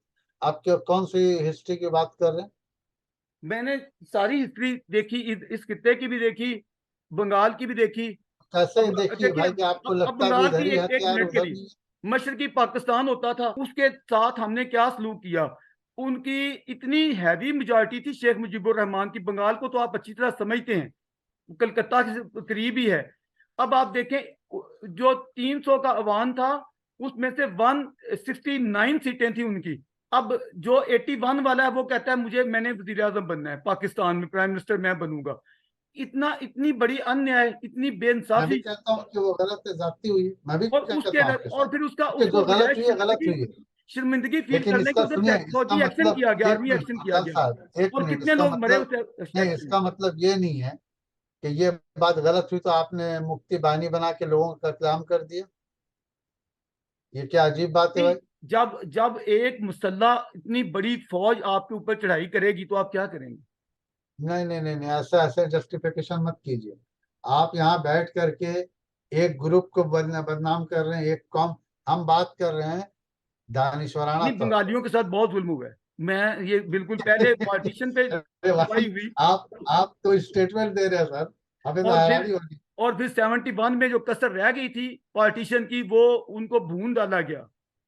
नहीं कितने नहीं, रेप आप हुए। सॉरी, मैं मैंने तो मुझे तो मैंने तो आपसे एक जनरल बात न्याजी बताएंगे। का इंटरव्यू आप किया था, और मैंने ये बातें जनरल न्याजी के सामने की थी कि तुम लोगों ने बहुत जुल्म किया है। अफजाल रेहान साहब, ये आपका जाती नजरिया है, जाती स्टेटमेंट है, जाती बात है। ये फैक्ट ये बेस्ड है, स्टडी पे इस्तवार है। हाँ, तो स्टडी आप किसी किताब पढ़ रहे हैं? सारी ये भी किताबें मैंने देखना तो पड़ेगा। सारी जिंदगी वो लाइब्रेरी में गुजार दी है, इन्हीं जो चीजों को पढ़ते साहब हुए। जो साहब किताब लिखे खुदा जाने, मुजीबुर रहमान के नहीं, वो आप हमीदुर रहमान कमीशन रिपोर्ट पढ़ ले, उसमें सारे स्वाद मौजूद हैं कि क्या क्या मैं जाती ऐसे हुई। लोगों से भी मिला हूँ यहीं पर, जिनके साथ 1971 की जंग में क्या क्या नहीं हुआ और मुक्ति बाहिनी वालों ने किया। ये भी आपको बता रहा हूँ, आपने ये नहीं पढ़ी होगी। मुक्ति मैं ये बहानी नहीं कह रहा हूँ। को मैं अर्ज करता हूँ, मैं देखता हूँ हमेशा के शरारत किसने की। और देखें, हर चीज का एक एक्शन देखना होता है कि रिएक्शन देखना होता है। मैं जब आपसे इत्तेफाक ही नहीं कर सकता हूँ। आपके ऊपर आप कोई बोलते रहिए कि आपके ऊपर कोई बांग्लादेश में हमलावर होगा जुल्म तो हुआ। आप अपने मैं डिफेंस में मैं करेंगे। नहीं मैं आपसे नहीं इत्तेफाक करूंगा, ये रफाल साहब लिख लीजिए आप। मैं नहीं इत्तेफाक करूंगा कि मुसलमान ही जो है वो सब जुल्म कर रहे हैं। मैं नहीं इत्तेफाक करूंगा वो मुसलमान ग्रुप ही इंतहा पसंद करती है। ये सब आप एक एक तरफा बात कर रहे हैं, एक तरफा बात नहीं होनी चाहिए। वो आपने नाम सुना है, ये मंडल साहब जो पाकिस्तान में वजीर कानून बनाए गए थे पार्टीशन के बाद? आपको पता है वो नहीं नहीं, कलकत्ता के थे? वो कलकत्ता देखिए, में थे और वो यहाँ पाकिस्तान में पहले लॉ मिनिस्टर बनाए गए। और फिर वो क्यों भागे, क्यों छोड़ के गए, और जो उन्होंने उसके कलकत्ता से जो लेटर भेजा इधर, उसमें क्या लिखा उन्होंने, क्या दर्दनाक कहानी है। सब बात आपकी दुरुस्त है, सब बात सही है, मैं उससे इनकार नहीं करता। लेकिन मैं ये नहीं मानता हूँ कि आप एक तरफा एक कम्युनिटी को ब्लेम कर रहे हैं। हम नहीं, हम हम मैं क्या देखना चाह करूं। रहे हैं कि भाई हमारे नजरियात क्या हैं, हम हमारे ख्यालात क्या हैं। अच्छा, आप खैर, आप मुझे आपको बताएं, आपके ख्याल में इंडियन मुसलमानों के क्या मसाइल हैं? देखिए, इंडियन मुसलमानों के मसाइल आम इंसानों की तरह जितनी दुनिया में है वो है। पहला है बेरोजगारी, दूसरा है हाउसिंग, रहायशी, तीसरा है इनसिक्योरिटी, और चौथा है लैक ऑफ एजुकेशन। अब चारों का मैं छोटा छोटा जवाब देता हूँ। इसकी एक मिसाल है, 92 में जब बाबरी मस्जिद पर हमला हुआ, शहीद की गई, तो ये देखा गया जो हिंदुओं के मोहल्ले में तो मुसलमान वो जान बचा के भागे। हर जुमे को हर आदमी 2 रुपए से लेकर 5 रुपए बिना ऐलान के डाल दिया करे डिब्बा में, ये मैंने मशवरा दिया। वो मशवरा तो अमल नहीं अच्छा था, कर। क्या मौलवी मानेगा? मौलवी को तो लगता है कि वो नहीं, पैसे मुझे यही तो मिलते मैं जाएं। आपको बता रहा हूँ। मौलवी समझता है मस्जिद सिर्फ 5 वक्त नमाज पढ़ने के बाद ताला लगा के भाग जाओ। आगे मैं ये कहना चाहूंगा कि आपने जो मिसाइल बताए हैं मुसलमान वहाँ आप मिनॉरिटी के तौर पे हैं। पहली बात, मैं तो ऐसा खैर नहीं समझता। और वहाँ मुसलमानों को उनके आइन में जो जो तहफ़्ज़ात दिए गए हैं, जो हकूक दिए गए हैं, वो तो मैं समझता हूँ मिसावी हैं, कोई डिस्क्रिमिनेशन नहीं है। उसके बिलमुकाबल मैं देखता हूँ पाकिस्तान में ना सिर्फ हमारे आइन में डिस्क्रिमिनेशन मौजूद है, बल्कि सोसाइटी के, अगर मैं आपको मिसालें दूँ, यहाँ अकलीतें आप गलत फहमी में बहुत ज्यादा है ना। किस जबर आप में गलत फहमी, नहीं नहीं अगर साहब, किस जबर आप, में रह रही हैं यहाँ अकलीतें। मुझे हैरानी होती है कि मैं जो जवाब दे रहा हूँ, आप कौन सी एविडेंस ला करके बोलते हैं वहां पर ज्यादा यहाँ कम है। बिल्कुल गलत बोल रहे हैं आप। पाकिस्तान में आपको अंदाजा है कि जो मिनॉरिटीज है उनके नहीं, साथ क्या बिल्कुल है, सलूक हो रहा है? बिल्कुल है, मुझे भी पता है। आपसे किया ज्यादा 2 बार पता है, किया हुआ है। आपसे ज्यादा पता है। लेकिन इसका सबूत एक मैं देता हूँ फहीम साहब, एक सबूत आप सुनिए। आप सुनिए आ- अफजाल साहब, आप सुनिए। देखिए, एक अब मिनट अफजाल एक साहब, मिनट। अफजाल साहब, माइनॉरिटी जो है वो पूरी दुनिया में उसके साथ गैर इंसानी सलूक होता है। ये पाकिस्तान इंडिया में नहीं होता है। सुन लीजिए पहले। वजह यह है कि जब लॉ इम्प्लीमेंट नहीं होता है, जब लॉ मेकर सही नहीं होते हैं, तब माइनॉरिटीज पर ये प्रॉब्लम आती है। चाहे वो बर्मा के मुसलमान हो, चाहे वो पाकिस्तान के हिंदू हो, या कनाडा के सिख हो। कहने का मतलब ये है कि हमको देखना पड़ेगा कि ये लॉ मेकर जो है वो कहाँ से आए। लॉ मेकर आते हैं वहां से, उनको वो लोग चुनते हैं जो नजरियाती इख्तिलाफ लेकर के कानून साज बनते हैं, तब ये मसले मसाइल हो रहे हैं। अब आप बोलिए क्या बोल रहे हैं। अब मैं 2 बातें कहनी चाहूंगा। पहली बात तो ये कि जब पार्टीशन से पहले यहाँ जितने हिंदू रहते थे, हमने वो पूरा सफाया कर दिया। पाकिस्तान में बहुत बड़ी तादाद को निकाल भगाया था, जबकि इंडिया में ऐसा नहीं हुआ। मैं एक दफा, आपको नहीं याद नहीं, है मैंने बिल्कुल कहा गलत था, है, मैं बिल्कुल मुझे गलत है। मुझे पूरी बात कर लेने देना। अब आपने किया है। हाँ, दिल्ली की मैंने मिसाल दी थी कि लाहौर जो है वो बेसिकली हिंदू सिटी था। हमने यहाँ हिंदू ढूंढे से नहीं मिलता है। प्रॉपर्टी 85% उनकी थी। आज सारी की सारी उनसे वो छीनी गई। ऐसे लगता है जैसे हमने बंटवारा कराया इसलिए था कि उनकी डकैती यही करनी चाल थी, हिंदुस्तान छीन में ले। भी हुआ है। अच्छा, यही बात दिल्ली में हिंदुस्तान में भी। मैंने देखा कम से कम। अच्छा, दूसरी बात जो इससे भी अहम है वो ये है कि पार्टीशन के वक्त इंडिया में मुसलमान थे 9%, जबकि इस वक्त दादोशुमार मैंने पढ़े हैं वो 15% है, कि जो 9 से 15 तक चली गई है। जबकि पाकिस्तान में पार्टीशन के वक्त जो मिनॉरिटी थी वो थी 22 और 25 की फिगर दो मिलती हैं।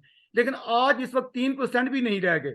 मेरा सवाल ये है कि उधर बढ़ोतरी हुई है, बढ़ी है। आप कहते हैं ज्यादा, ज्यादती के बावजूद ऐसे लगता है, वो कई लोग कहते हैं कि मुसलमानों ने एक ही मिशन अपना रखा है, आबादी बढ़ानी है, पैदाइश ज्यादा करनी है।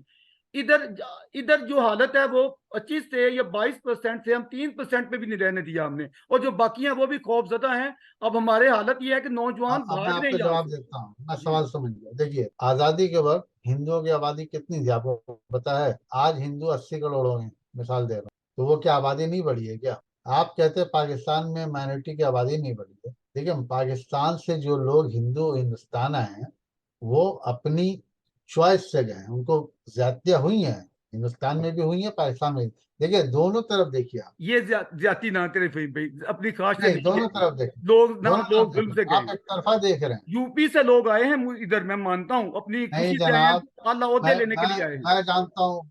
दिल्ली में लोग अपना मकान छोड़ के, अभी तो एक लेडी डॉक्टर है, वो पूरी कहानी बता रही थी कि उनके वालिद कैसे भागे, क्योंकि उनको हिंदुओं ने कहा था कि तुम, और हिंदू ने ही कहा कि तुम यहाँ से भाग जाओ। मेरे पास एविडेंस है। देखिए, दोनों तरफ हुई है बात, एक तरफ नहीं हुई है। हिंदुस्तान पाकिस्तान के मुकाबले में बहुत बड़ा मुल्क है। हिंदुस्तान में 25 से ज्यादा सूबे हैं। पाकिस्तान छोटा मुल्क है हिंदुस्तान के मुकाबले। और पाकिस्तान में हिंदुओं की आबादी कम नहीं हुई है, कम थी। कुछ कम्युनिटी में पॉपुलेशन बढ़ जाती है, कुछ कम्युनिटी में पॉपुलेशन कम रहती है। क्योंकि हिंदुस्तान, क्या पूरी दुनिया में मुसलमान के शादी का मतलब होता है खानदान बना। ये किसी और किसी कम्युनिटी में नहीं है। ज्यादातर कम्युनिटी में, जैसा अंग्रेजों में है, शादी करते बच्चा नहीं पैदा करते। ये उनकी चॉइस है। इसका मतलब ये थोड़ी है कि वो अंग्रेज है, वो बच्चा नहीं पैदा करे, वो बहुत अच्छे हैं। मुसलमानों में ये कंसेप्ट नहीं है। मुसलमानों में कंसेप्ट है शादी करो, खानदान बनाओ। आपसे मैं पूछता हूँ, आपके खानदान में कितने लोगों ने दूसरी शादी की है? मेरे दादा ने 2 की थी और उसके 4 भाई थे, उस चारों ने 2-2 की हुई थी। मेरे खानदान में पूछिए, सवाल पूछिए उलट के, मेरे खानदान में पूछिए, जी जी। पूछिए तो। नहीं, आपने आपने तो मेरे कलकत्ता वाले खानदान में ना दादा ने किया, ना मामा ने किया, ना अब्बा ने किया, ना चचा ने किया। वे जवाब आपको मिल गया। इसी तरह फहीम अख्तर जैसे हजारों मुसलमान हैं जिन्होंने दूसरी तीसरी नहीं की। उसके उस पर भी हम आपसे सवाल जवाब करेंगे, आज नहीं, आइंदा प्रोग्राम रखिए। चलिए, बहुत अच्छे आपने तरीके। खुद कहा है कि हम बाकी बच्चों को कम करते हैं, हम बच्चे ज्यादा बढ़ाते हैं, क्योंकि हम हिदायत की नहीं, चीज है, हमने ज्यादा ये नहीं बच्चे पैदा कहा। करो। हमने कहा कि मुसलमान में, इस्लाम में शादी का कंसेप्ट है कि खानदान बनानी। मैं ये कह रहा हूँ अफजल साहब, वैसे एक छोटी सी बात मैं जिम्मन कह दूं, वो प्रॉफ मैं मैंने पहले इसको जरा खत्म कर लूँ। वो रिवायत पढ़ी है आप कि आप गोपी चंद नारंग जो है वो जी। पाकिस्तान से आए, गुलजार साहब पाकिस्तान से आए, प्राण पाकिस्तान से आए। इन लोगों को भगाया नहीं गया, इन्होंने चूज किया कि ये इंडिया जाए। ये सच है। उसी तरह से हिंदुस्तान से बहुत सारे लोग मुसलमान पाकिस्तान गए, उनको भगाया नहीं गया, उनको खौफ लगा। खौफ क्यों आया? पहले मैं बात खत्म कर लें दी। उनको खौफ इसलिए आया कि उनको इनसिक्योरिटी थी। इनसिक्योरिटी किसने की? एडमिनिस्ट्रेशन में। एडमिनिस्ट्रेशन में कौन थे? वो लोग थे जो कौमी नजरिए को हवा दे रहे थे। अगर इनसिक्योरिटी नहीं हो, आज अफजाल साहब लाहौर में मैं रहूं और आप बोलिए कि आपको कोई हाथ नहीं लगाएगा, आप बेपरवाह हैं, मुझे कोई डर नहीं। आज मैं यहाँ अंग्रेजों के बीच इसलिए रहता हूँ तो मुझे एडमिनिस्ट्रेशन पर एतबार है, यकीन है। फिर सब मैं इस पे क्या करूं, मैंने जो पढ़ा, जो देखा, जो मुलाजा किया, यहाँ मैं लाहौर की मिसाल, चूंकि मैं तो पला बड़ा इधर ही हूँ। आप मुझसे यहाँ बात क्या करें, मैं आपको यहाँ जो हकायक के जुल्म हुए मैं करीब उनको ले कहाँ जाऊँ। लेके जाऊं, कि क्या जस्टिफिकेशन दूं उसकी। मैं अभी भी देखता हूँ यहाँ हमारे यहाँ सिंध में वो जबरदस्ती की शादियां, लड़कियों को कन्वर्ट करना, बच्ची मासूम बच्चियों को, के वो अफजाल मुसलमान साहब बना के सुनिए, शादियां की। मैं आपको बता रहा हूँ, मैं 26 साल हिंदुस्तान में रहा, 27 साल। मेरे नाम से मुझे पाकिस्तानी नवाज समझा जाता था, सुन लीजिए आप, मेरे नाम से। जबकि मैंने पाकिस्तान का ना झंडा उड़ाया है, ना मुझे पाकिस्तान आर्मी से कोई हमदर्दी है, ना मुझे पाकिस्तान के प्राइम मिनिस्टर से कोई लेना देना है। मैं 26 साल तक हिंदुस्तान में रह करके पाकिस्तानी कहलाया गया और पाकिस्तानी समझा गया। ये आपको क्या लगता है कि ये बहुत अच्छी चीज है? मजमूई तौर पे मैंने इंडिया की जो स्टडी की है, मैंने तो ये देखा कि कौन सी स्टडी कर रहे हैं पंडित भाई आप? पंडित नेहरू ने मुसलमानों को हमेशा अपनी आंखों का तारा बनाए रखा, और वो अरे भाई, महात्मा गांधी अगर ने अगर अपनी अगर जान दे अगर दी मुसलमानों की सपोर्ट करते करते। अगर नेहरू ने एक किताब लिखवा ली, मिसाल दे रहा हूँ, यही सब बात लिख करके, तो नेहरू बहुत ये हो गए। अगर नेहरू साहब यही होते हैं तो जिस वक्त गांधी फिल्म आपने देखी उसमें तो ये लिखा गया है कि इख्तलाफ हो गया तो वो तो अड़ गए थे कि हम प्राइम मिनिस्टर बनेंगे हिंदुस्तान के, और जिससे गांधी जी सबसे ज्यादा अफसरदा हुए थे। ये क्या, ये गलत बात है? नहीं, गांधी का मैं अर्ज कर रहा हूँ कि उन्होंने कहा सारी कि दुनिया को मालूम है कि गांधी हिंदुस्तान ने का पहला प्राइम मिनिस्टर के हिंदू आना चाहिए, नेहरू ने कहा। हिंदुस्तान का, पाकिस्तान का भाई, प्राइम गांधी मिनिस्टर, फिल्म जो बनी यहाँ थी। तो आइन, हमने आइन में लिख दिया है कि हमारा प्राइम मिनिस्टर या जो प्रेसिडेंट है वो सिर्फ मुसलमान हो सकता है। इंडिया में तो ये ऐसा नहीं लिखा अरे होना भाई, आपके चाहिए। आइन में लिखा गया ना, हिंदुस्तान में आइन में लिखा नहीं गया, लेकिन उससे ज्यादा होता है। क्यों नहीं, वहां कई मुसलमान मैंने देखा है कि प्रेसिडेंट बने हैं, इंडिया के मुसलमान बने हैं। अब अब्दुल कलाम तो अभी कल की बात है। और एक सिख कम्युनिटी जो कि 2.5% है, इतनी मुद्दत तक उनका वो वजीर भाई, आजम हम हिंद आपको रहा। बार बार कह रहे हैं कि इंसान के तौर पर आदमी को ओहदा मिलना चाहिए, मजहबी बुनियाद पर नहीं मिलना चाहिए। तो मैं यही आपको बार कह बार रहा कह हूँ, रहा हूँ, इंडिया में फिर भी हालात, फहीम साहब, बहुत बेहतर हैं हमारी निस्बत। बिल्कुल गलत है। आप बिल्कुल गलत हैं, आप गुमराह हैं। अरे सगीर में न जमहूरियत है, न लोगों का एतमाद है। वहाँ फिरका परस्ती सर चढ़ के बोल ली है। आपने पाकिस्तान में इंडियन अच्छा है, पाकिस्तान अगर अच्छा आपने है। इंडियन आइन को पढ़ा है, आपके अपने कंट्री का आइन है, उसमें कोई इस तरह की डिस्क्रिमिनेशन है कोई इम्तियाजी सलूक इस तरह का? मैं भी आपने मुसलमानों के, इंडियन मुसलमानों के मसाइल बयान किए थे फहीम साहब, तो आप इनका कारण क्या समझते हैं? क्या इसमें आप सरकार को जिम्मेदार सिर्फ ठहराते हैं, या हिंदू समाज को, या कि मुसलमानों की अपनी भी कोताहियां देखते हैं इसमें? देखिए अफजाल साहब, कारण वजह जो है वो काफी इसमें सभी हैं। हुकूमत भी है, एडमिनिस्ट्रेशन भी है, और वो लोग भी हैं जो कम्युनिटी के लीडर हैं। मिसाल के तौर पर मैं आपसे बार बार कह रहा हूँ कि जब कोई गलत काम होता है तो एडमिनिस्ट्रेशन का रोल जो है देखा जाता है वो क्या कर रही है। अगर एडमिनिस्ट्रेशन स्ट्रिक्ट है तो फौरन पहले तो अरेस्ट करेगी जो लोग गलत कर रहे हैं।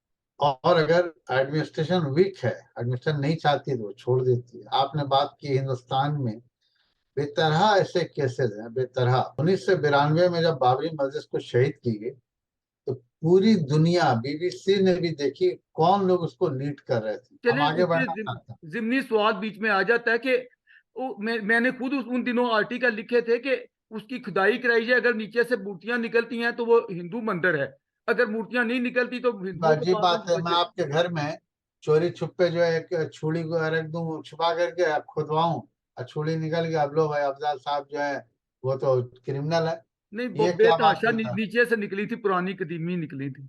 आपको पता है, आप अगर विश्व हिंदू परिषद के वेबसाइट पे जाइए तो दो सबसे ज्यादा इन्होंने मसाजिद को टारगेट बना रखा है, जहां बोलते हैं कि अंदर में चीजें हैं। तो इनके पास अच्छा। कौन सा दूरबीन है? अच्छा फरीम साहब, इतना बताएं कि क्या मजहब की बुनियाद पे नेशन बनाना गलत नहीं है आज के जमाने में? ये मजहब तो बंदे और ये खुदा का मामला है, बंदे और खुदा के बीच होना चाहिए। ये सवाल तो इसराइल पर भी जाता है। इसराइल को मजहब की बुनियाद पर इसराइल बनाया गया। इसराइल की अगर मिसाल बिल्कुल अनोखी है, वो तो कुरान शरीफ में लिखा हुआ है कि नहीं नहीं मैंने नहीं बनी नहीं नहीं, इसराइल के नाम अब कर आप दिया है। अब इस तरह बातें नहीं कर रहे हैं। सवाल आपका जो है उस पर रहे हैं। जी जी। इसराइल अनोखी नहीं है और पाकिस्तान अनोखा नहीं है। जब आप बात करें इंसानियत की तो इक्वल इसमें बात करें। मजहब के नाम इसराइल पे जो है मतलब कौमियत तश्कील देना, क्या ये आज 21वीं सदी में क्या आपको नहीं, मुनासिब दिखता है? भाई देखिए मजबूरी ये है कि हम और आप जो सोचते हैं वो मास नहीं सोचती, तो हम क्या करें?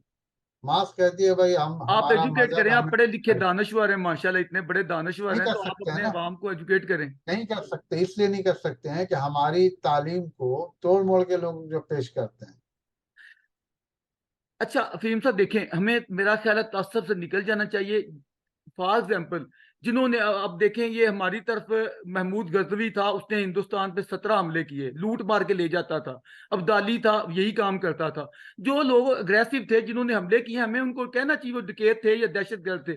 हम क्यों इसमें हिजाब रखें कि उसके केवल सिर्फ मुसलमानी को देख के कहें क्योंकि जी ये तो। हमें इन तंगनाओं से निकल जाना चाहिए, हमें तो चाहिए कि इंसाफ की बात करें। चाहे वो मेरे अपने कबीले के खिलाफ जाती हो, मेरे अपने फिरके के खिलाफ जाती हो, मैं सच्चाई बोलूं। जब आप अदारे को खुद मुख्तार बनाएंगे, उस पर नजर रखेंगे, गलत काम नहीं हो, तब वो अदारा जो है काम करेगा, इंसाफ दिलाएगा। यहाँ तो अदारों को आप जो है मुट्ठी में भर के रखे हुए हैं, उनको काम करने नहीं देते हैं। जजेस तक को आपने कह रखा कि ये फैसला दो, ये पूरे बर सगीर का यही हाल है, बल्कि अब मगरबी ममालिक में भी शुरू हो गया है ये बाबा जो है। ये जो पावर हंगर है, जिसका मिस यूज हो रहा है, यही तो मैं आपको कह रहा हूँ। ये आपके जो पार वाले हैं, क्या आपको खुशी नहीं होती कि आपका इंडिया जो है इस वक्त ग्रोथ करते हुए दुनिया की 5वीं बड़ी ताकत बन गया है मुआशी, जबकि पाकिस्तान जो हम हमारे ऊपर पूरी दुनिया में बकारी का और अरे भीख भाई, मांगने वाले का इंडिया इल्जाम। की माशी हालत इसलिए इस तरह हुई है कि जब आप आबादी बढ़ा लिए हैं, आप 1 रुपए का मोबाइल बेचिएगा 80 करोड़ आबादी को, तो आपको क्या कैसे नहीं पैसा आएगा? खरीदने वाला तो आदमी होना चाहिए ना भाई। आप मुआशी हालत कैसे बनाते हैं? मगरबी ममालिक में आबादी नहीं है, लेकिन इन्होंने मोनोपोली बना करके मुआशी को मजबूत बनाया हुआ है। इंडिया पाकिस्तान, पाकिस्तान में इंडिया में क्या है कि उन्होंने आबादी बढ़ा दी है। अब वो कहते हैं भाई हम 80 करोड़ को 10-10 रुपए का सामान बेचेंगे, मिसाल दे रहा हूँ। जी जी। तो जब 80 करोड़ जब 10 रुपए का सामान लेगी तो ऑटोमेटिक तो उनका तो इकोनॉमी और बूम कर रहा है। नहीं, सारी चीजें देखें, अब देखें हमारे यहाँ प्याज आलू की कीमत है यहाँ 300 रुपए तक, 200 रुपए तक पहुंची हुई। और वहां उन्हीं दिनों में मेरे दोस्तों से पूछा तो अमृतसर में वो 30 रुपए में था। तो बात यह कि इतना डाउन और इतना बेहतर, आपको तो इस पे भाई फख्र होना बात चाहिए। ये अफजाल साहब यही आती है ना कि आपका एडमिनिस्ट्रेशन अगर सही नहीं है। अगर हमारे मिसाल मैं आपको बार बार यही कह रहा हूँ, इससे इंडिया पाकिस्तान का कोई लेना देना नहीं है। इंडिया में टमाटर इतने महंगे बिक रहे हैं कि पाकिस्तान में नहीं बिक रहे हैं, तो उसको क्या बोलिएगा?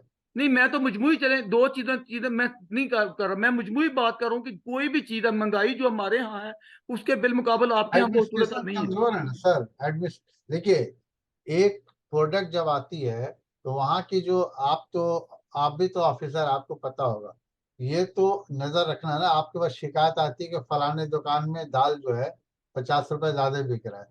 आपके पास इंस्पेक्टर है, वो जाए, जाकर के चेक करें, उनको फाइन करें, मजा लेके वो दोबारा करेगा। नहीं जी, गवर्नमेंट खुद इतनी अब देखें पेट्रोल, अभी ये शबाज शरीफ गया है, खुदा ने किया जान छूटी है उससे, वो 20 रुपए उसने बढ़ा दी अभी। अभी अखबारों में आज पढ़ रहा था मैं, दो फिर 20 रुपए बढ़ाने लगे हैं। हमारी कीमतें तो आसमान पे पहुंच गई है, पोखनांग इतनी ज्यादा है। देखिए इंडिया के लोग कश्ती में नहीं देखिए डूब देखिए, रहे, हमारे लोग डूब रहे हैं। प्राइसेस, आपके कश्मीर, इंडियन प्राइसेस, कश्मीर के लोग नहीं डूब रहे, हमारे कश्मीर के लोग यूनान के पास कश्ती में अफजाल डूब साहब, गए। प्राइसेस इसलिए बढ़े हैं ना कि आपके मनी वैल्यूएशन कम होती है।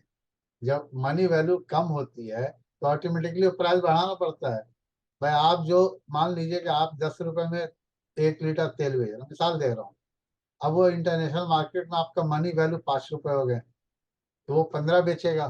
15 में बेचेगा तब तो उसको जो खरीद रहा है वो मैनेज हुआ, लेकिन सही कह रहे हैं, हमारा रुपया इतना गिर गया है कि बांग्लादेश नेपाल की करेंसी हमसे ऊपर है, इंडिया की करेंसी तो बहुत बेहतर है। मैं यकीन जाने, मैं आपको सच अगर बोलूं तो मैं कहूं, काश आप जो है ना लाहौर में पैदा हुए होते और मैं कलकत्ता पैदा हुआ होता। मैं तो इंडिया को एक ऐसी, एक नहीं चमकती नहीं, हुई दिलचाई नजरों से देखता हूँ कि काश इंडियन हम में होता। इतने हालात आपके कहाँ बहुत बेहतरी हुई आपकी, रुपया मुस्तहकम है आपके, पूरी नहीं दुनिया देखिए, में इज्जत। हम कहीं कुछ बाहर जाते हैं तो लोग पूछते हैं इंडियन हो, तो मैं हम अब अब क्या जवाब दूं मैं आगे से। अफजाल साहब, ये यहाँ भी थोड़ी सी गलत फहमी है। अभी भी हिंदुस्तान में वेल्थ डिस्ट्रीब्यूशन इक्वली नहीं हुआ है। पैसे आए हैं, उन लोगों के पास आए हैं जो ऑलरेडी सरकार की नज़र में अच्छे हैं। आम आदमी में जो प्रॉब्लम है वो अभी भी है, इनसिक्योरिटी बहुत है, जॉब नहीं है, बेरोजगारी है, माली हालात ठीक नहीं है। आप गाड़ी बेच रहे हैं, हर आदमी ख्वाहिश होती है, लोन पे नहीं कर पा रहा है। तो ये सारी ये चीजें पाकिस्तान में नहीं है, हिंदुस्तान में भी है। लेकिन चूंकि देखिए होता क्या है कि ओवरऑल वो बताते हैं इंडियन इकोनॉमी ग्रोइंग, ग्रो तो कर रहा है, लेकिन वो ग्रो किसके जेब में जा रहा है? वो अफजाल रेहान के जेब में जा रहा है, वो एक दो चार लोगों के जेब में जा रहा है। आमतौर पर जो ग्रो है ना, वो उन्होंने मिडिल क्लास को परेशान करके रखा हुआ है, वर्किंग क्लास की तो कोई हैसियत ही नहीं है। ये मसला है वहाँ।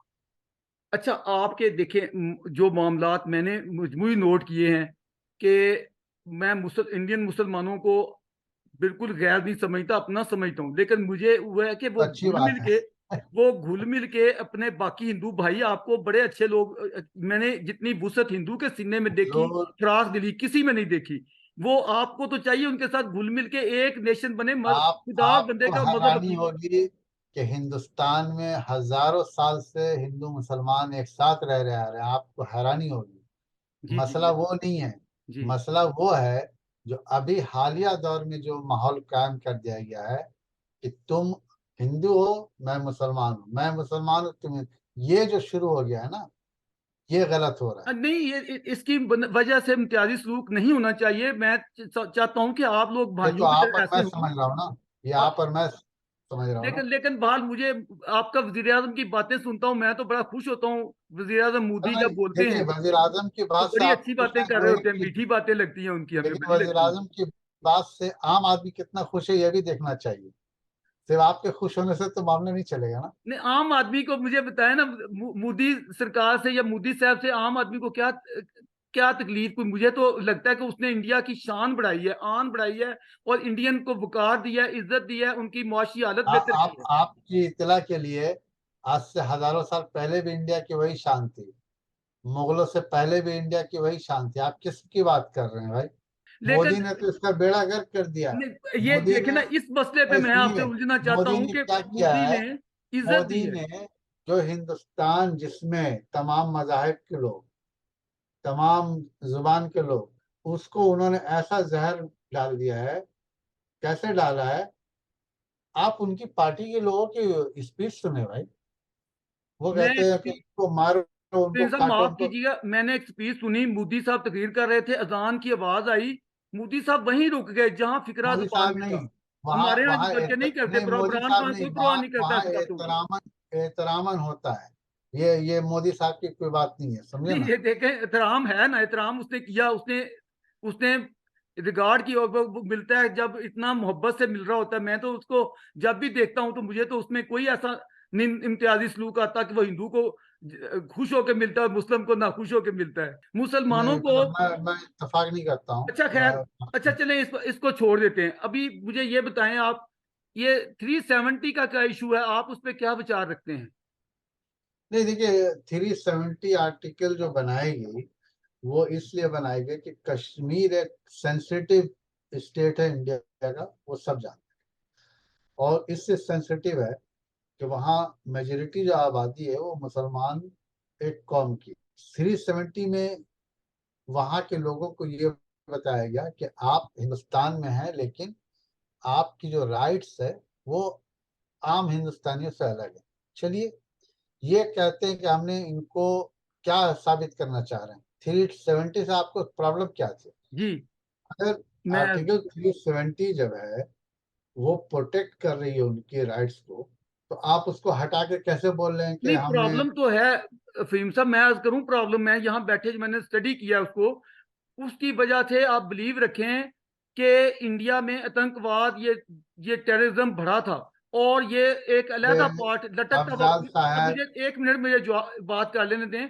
वो लटकता हुआ बिल्कुल जख्मी। बायस बातें कर रहे हैं, आप बिल्कुल बायस बातें अच्छा, करते हैं। मैं कैसे बात, अच्छा उसकी वजह से आप, अच्छा एक बात मुझे बताएं, इंडियन मुसलमान वहां जितने भी हैं, क्या आपको खुशी नहीं है कि एक मेजॉरिटी खिता आपके मुल्क का हिस्सा है?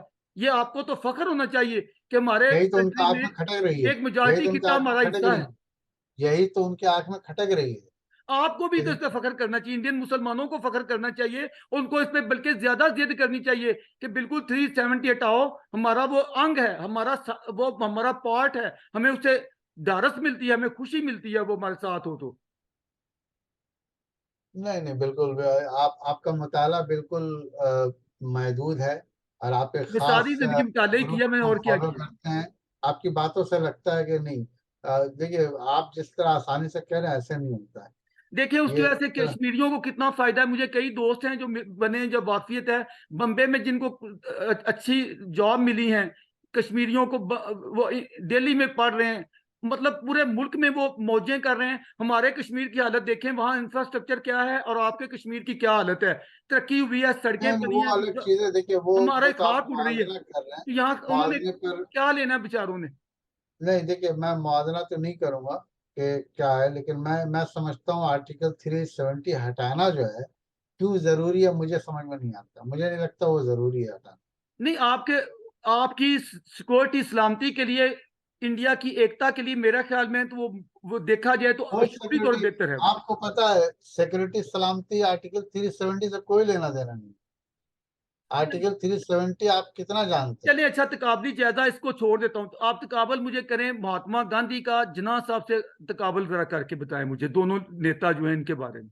देखिए, मेरे लिए गांधी जी और मोहम्मद अली जिन्ना दोनों ही अपनी अपनी जगह पर अहम लीडर गुजरे हैं। और दोनों में एक चीज जो मुख्तलिफ ये थी कि गांधी जी को ओहदे से कोई मोहब्बत नहीं थी। वो कभी ओहदे और कभी किसी इसके जो कि आज के हिंदुस्तान पाकिस्तान में बहुत ज्यादा है। एक मामूली उर्दू प्रोफेसर बनता है कोई, तो वो बात नहीं करता है, वो कुर्सी पे बैठा रहता है, और उसकी जुबान इतनी खराब होती है कि हमें हमें हमारा सर झुक जाता है। तो ओहदा जो है गांधी जी को पसंद नहीं था। गांधी जी में एक बात थी कि वो इंसानियत को बहुत फरोग देते थे। इंसानी नुक्ते नज़र से हर किसी को देखते थे और जानते थे। यही वजह थी कि वो, जो मैंने मुताला किया, कि वो हिंदुस्तान पाकिस्तान बनने से खुश नहीं थे। और उनको मारा भी इसीलिए गया है कि वो कहते थे कि पाकिस्तान नहीं बनना चाहिए, जिसकी वजह से नाथूराम गॉडसे ने उनको मार दिया। अच्छा, जिन्ना नथुराम चाहता था बनना चाहिए? नहीं, नाथूराम गॉडसे एक खास पार्टी का नुमाइंदा था जिसको राष्ट्रीय सेवक संघ कहते हैं, आरएसएस, जो जी। कि इंतहा पसंद तंजीम है, जो भाला छुरी और वगैरह वगैरह लेकर के लोगों को परेड कराती है और लोगों को उकसाती है कि खास कौम के खिलाफ जहर हुई है। ये सब जानते हैं। उसका उसने इसलिए मारा कि गांधी जी ने कहा कि मैं पाकिस्तान जाकर के कुछ दिन रहना चाहता हूँ। ये मैंने पढ़ी है कहीं। उसके बाद से उनको मार दिया गया, चूंकि वो नाराजगी जाहिर की गांधी जी ने कि हिंदुस्तान पाकिस्तान नहीं बनने चाहिए, एक ही नेशन रहनी चाहिए। लेकिन जिन्ना साहब की जो आप बात की है, जिन्ना साहब के पास कोई ऑप्शन नहीं था कि वो पाकिस्तान बनने के लिए तैयार हो, क्योंकि पाकिस्तान में कोई लीडर नहीं था उस वक्त जो लीड करता। जिन्ना साहब बहुत बड़े फिगर थे इंडियन नेशनल कांग्रेस में, फिर वो कांग्रेस छोड़े क्योंकि उनके इख्तलाफात हो गए नेहरू से। और उन्होंने अपने दौर पर जो पाकिस्तान को लीड किया वो भी गलत नहीं किया, वो वक्त की जरूरत थी, उन्होंने किया। अब उसके बाद दुनिया भर की बातें होती हैं, वो गलत थे, ये गलत थे, वो चलता रहेगा। लेकिन वो आपकी हमेशा बात से सवाल उभर रहा है। सवाल यह है कि देखें, जहां दंगा हुआ गांधी वहां पहुंचता रहा। बंगाल की मिसाल आपके सामने है, कलकत्ता नवाखली की। लेकिन मुझे दुख होता है, जिन्ना ने इधर भी दंगे हुए, इधर भी हिंदुओं को चुन चुन के मारे जाते जाते थे। जिन्ना साहब, एक वाकया मुझे नहीं मिला कहीं जिन्ना पहुंचा हो। क्यों उसको? भाई यही वजह थी ना, यही वजह थी कि गांधी जी को मार दिया गया, क्योंकि उनको लगता था गांधी जो है मुसलमानों के हिमायती है। नहीं, यही वजह थी एक मुसलमानों की। मिनॉरिटी के लिए अगर उसके सीने भाई में आप दर्द था हमारी तो। बात तो सुन लें, जी। आप हमारी इस बात सुन लें तो जवाब मिल फरमाएं, जाएगा, आप बात फरमाएं, सुन लें। फरमाएं आप। मैं कह रहा हूँ कि गांधी को इसीलिए मारा गया क्योंकि गांधी पर इल्जाम था कि वो मुसलमानों के हिमायती है। जहाँ ये सब होता जाता है। नाथूराम गॉडसे का मारने का वजह आपको क्या लगता है, क्या क्यों मारा गया? मैं आप बताइए। समझता हूँ कि गांधी जी मुसलमानों की फेवर में बहुत ही ज्यादा चले गए थे, और वो खास तौर बहुत पे ज्यादा नहीं थे। खास देखे ना। अब एक तरफ इधर पाकिस्तान के कबायली बहुत ज्यादा नहीं थे, जत्थे आप पहले अपनी वर्ड कश, को दुरुस्त कीजिए, बहुत ज्यादा कश्मीर नहीं में थे। दाखिल हो गए थे। वो कहते नहीं, बहुत ज्यादा को हटाइए, बहुत ज्यादा नहीं थे। वो इसलिए कहते थे कि हिंदू मुसलमान वगैरह होना अच्छी बात नहीं है। वो ये कहते थे। नहीं खैर, वो मारना नहीं तो, थे। किसी इतने बड़े नेता को मारना तो जुल्म है, बहुत बहुत बड़ा जुल्म बिल्कुल हुआ। जुल्म है। और इतने बड़े, और वो वो उसी इतने पार्टी अजीम का आदमी, इंसान थे। सुनिए आपको जवाब मैं दे रहा हूँ, उसी पार्टी से बिलोंग करता था जिसको मोदी सपोर्ट करता है, जिसका मोदी भी हमायती है। अब फिर आप ही बोलते हैं कि देखें, मुझे मोदी देखें की बातें एक्सट्रीमिस्ट अच्छी लगती है, को, तो वो मुझे तो उनकी एक आपको एकदम जमाने में, अच्छी लगती एक जमाने में जिन्ना साहब ने भी कांग्रेस के बिलमुकाबल जो इंतहाब पसंद जमातें उनका तामल लेने की कोशिश की थी, है। और नहीं नहीं, उनके बात साथ गांधी गठजोड़ की हो किया। रही, जिन्ना पर मत जाइए। पहले मैंने आपको कहा, आपने एक सवाल किया मुझे मोदी की बातें बहुत अच्छी लगती है, मैंने आपको क्या कहा? मोदी जो है उसी पार्टी के हमायती है जिस पार्टी का आदमी गांधी को मारा है। तो हमारे एक का यहाँ नाम, जितने, मैं आपको अर्ज करूं, जितने एक्सट्रीमिस्ट जत्थे हैं, जो जो लड़ाऊ भड़काऊ हैं, हमारी ताकतवर जितने हुकूमतें आती हैं उनकी सपोर्ट देती हैं। यहाँ भी ये चलता है। अब सपोर्ट तो लेना और चीज है, उसकी पॉलिसी अपनाना और चीज है। खैर वहां तो फिर भी मैं समझता हूँ, जो हमारे, अब आपको पाकिस्तान आना चाहिए। यहाँ मैं आपको जरा चाहता हूँ कि यहाँ के लोगों को मिलवाऊं, मैं और जरा पाकिस्तान भड़काऊ एक कैसे लोग बार होते जा हैं। चुका हूँ, और पाकिस्तान भी मेरे लिए हिंदुस्तान जैसा है। मैं इंसान को किसी मजहब, सियासत से नहीं परखता हूँ। लेकिन आपके लिए मैं जरूर मशवरा दूंगा कि आप एक खास तबके को फॉलो करना बंद कर नहीं, दें। मैं न्यूट्रल हूँ, मैं सबको आप एक नजर से देखता हूँ। नहीं, न्यूट्रल होते तो आप ये नहीं बोलते कि ये साहब अच्छे हैं, ये साहब बुरे हैं। मैं हमने क्या ये नहीं करूं? अब कहा। मैंने जब तरीकी हकायत पढ़े हैं, हकीकतें पढ़ी हैं, तो मुझे पता नहीं सारा कौन सी खुरा, तारीख आप पढ़ रहे हैं कि इतना गुमराह हैं, आप तो टेररिज्म के बिल्कुल सारे गुमराह खुरे हैं। जो है, खुरा समझते हैं ना, खुरे उधर जाते दिखे हैं। मैं क्या करूं? मैं बेबस भाई हो मैंने जाता आपको हूं। बहुत सिंपल जवाब दिया, आप सुन लीजिए। आपने अभी मोदी की हिमायत की, मैं आपको एक बात कह रहा हूँ। गांधी जी को मारने वाला जो शख्स है वो उसी पार्टी से बिलोंग करता है जहां से मोदी का हिमायती है। तो अब आपको जवाब मिल गया, और इस पर नहीं, और ये तो मजीद बात नहीं ना नहीं करें। नहीं, जो ये जिन्होंने, करो। जो कातल है, कातल तो कोई भी हो, मुसलमान हो या हिंदू हो, कातल का तो कोई मैं नहीं नहीं नहीं, मानता, आप उसको मेरी तो बात को मजम्मत समझ नहीं करूंगा, रहे। नफरत मैं कह करूंगा। रहा हूँ कि एक आदमी जो गलत किया है उसी पार्टी से अफजल रेहान भी बिलोंग करता है, तो आप भी गलत है। ये बात जवाब सुन लीजिए वैसे आप। वैसे पार्टीशन का असल जिम्मेदार गांधी तो नहीं था, उसको मारा जाता। पार्टीशन का जिम्मेदार जो था उसकी तरफ वो ध्यान थे, किसी ने वो अगर जीता था तो देखिए, उसकी तरफ ध्यान था। पार्टीशन का जिम्मेदार हालात था, और हालात का नहीं, जिम्मेदार आप अंग्रेज इसको था। कहें, क्या ये नहीं कह सकते कि मुस्लिम एक्सट्रीमिज्म था पार्टीशन का जिम्मेदार? कुछ नहीं। मैंने आपको जवाब दिया, आप सुने नहीं, आप सुन ने नहीं रहे सुना है, मेरी बात रिकॉर्ड को, हो गया सुनिए है। मैं नहीं। अभी, अच्छा मुझे चले ये पार्टीशन के जिम्मेदार हालात थे, और हालात के जिम्मेदार अंग्रेज थे। बस आपको जवाब मिल गया। यूनिफॉर्म सिविल कोड के बारे में जनाब की क्या राय है? जहाँ तक मेरी मालूमात है, जो मैंने स्टडी किए हैं, इस पर मैंने अभी कुछ लिखा नहीं, चूंकि मेरे स्टडी अभी अपने मजबूत नहीं है। वो ये कह रहे हैं कि वो खास एक निशाना बना रहे हैं, खास कम्युनिटी वो मुसलमान है कि उससे भी वही बात माननी पड़ेगी जो तमाम लोगों की। मिसाल के तौर पर कि शादी ब्याह वगैरह जो है वो यूनिफॉर्म सिविल कोड के जरिए होगा। हमारे यहाँ मजहबी जो स्कॉलर हैं वो कहते हैं कि भाई इसमें फिर मुसलमान फंस जाएंगे यूनिफॉर्म सिविल कोड में। क्योंकि मेरा मुताला ज्यादा नहीं है ये तो मैं इस मजहबी पर कोई स्कॉलर जो है ये ज्यादा फंसाते नहीं है, असल में तो ये दंगे के और नहीं, बिल्कुल तशद्दुद, नहीं, एक लोगों मिनट को नहीं, तशद्दुद पे इस उबालते तरह हैं। नहीं कहते हैं अफजल साहब। अब आप देखिए, आप अगर मजहब नहीं मानते, मैं मिसाल दे रहा हूँ, तो इसका मतलब ये नहीं कि आपके सामने मजहबी लोग गलत हैं, ये गलत जी, होगा। आज मजहब और चीज आज है, मजहबी इंग्लैंड, लोग और चीज है, मजहब पहले को तो मुझे सारे ही बोल लेने एहतराम दीजिए, करते हैं। मुझे कौन? बोल लेने दीजिए। आप अगर मुझे बोलने नहीं देंगे, जवाब पूरी नहीं होगी, जी। तो आधी आधी बात सुन करके लोग भी गुमराह, आप भी गुमराह, इंटरव्यू भी गुमराही में चला नहीं, जाए। अल्लाह सबको हिदायत दे जी, अल्लाह हिदायत दे।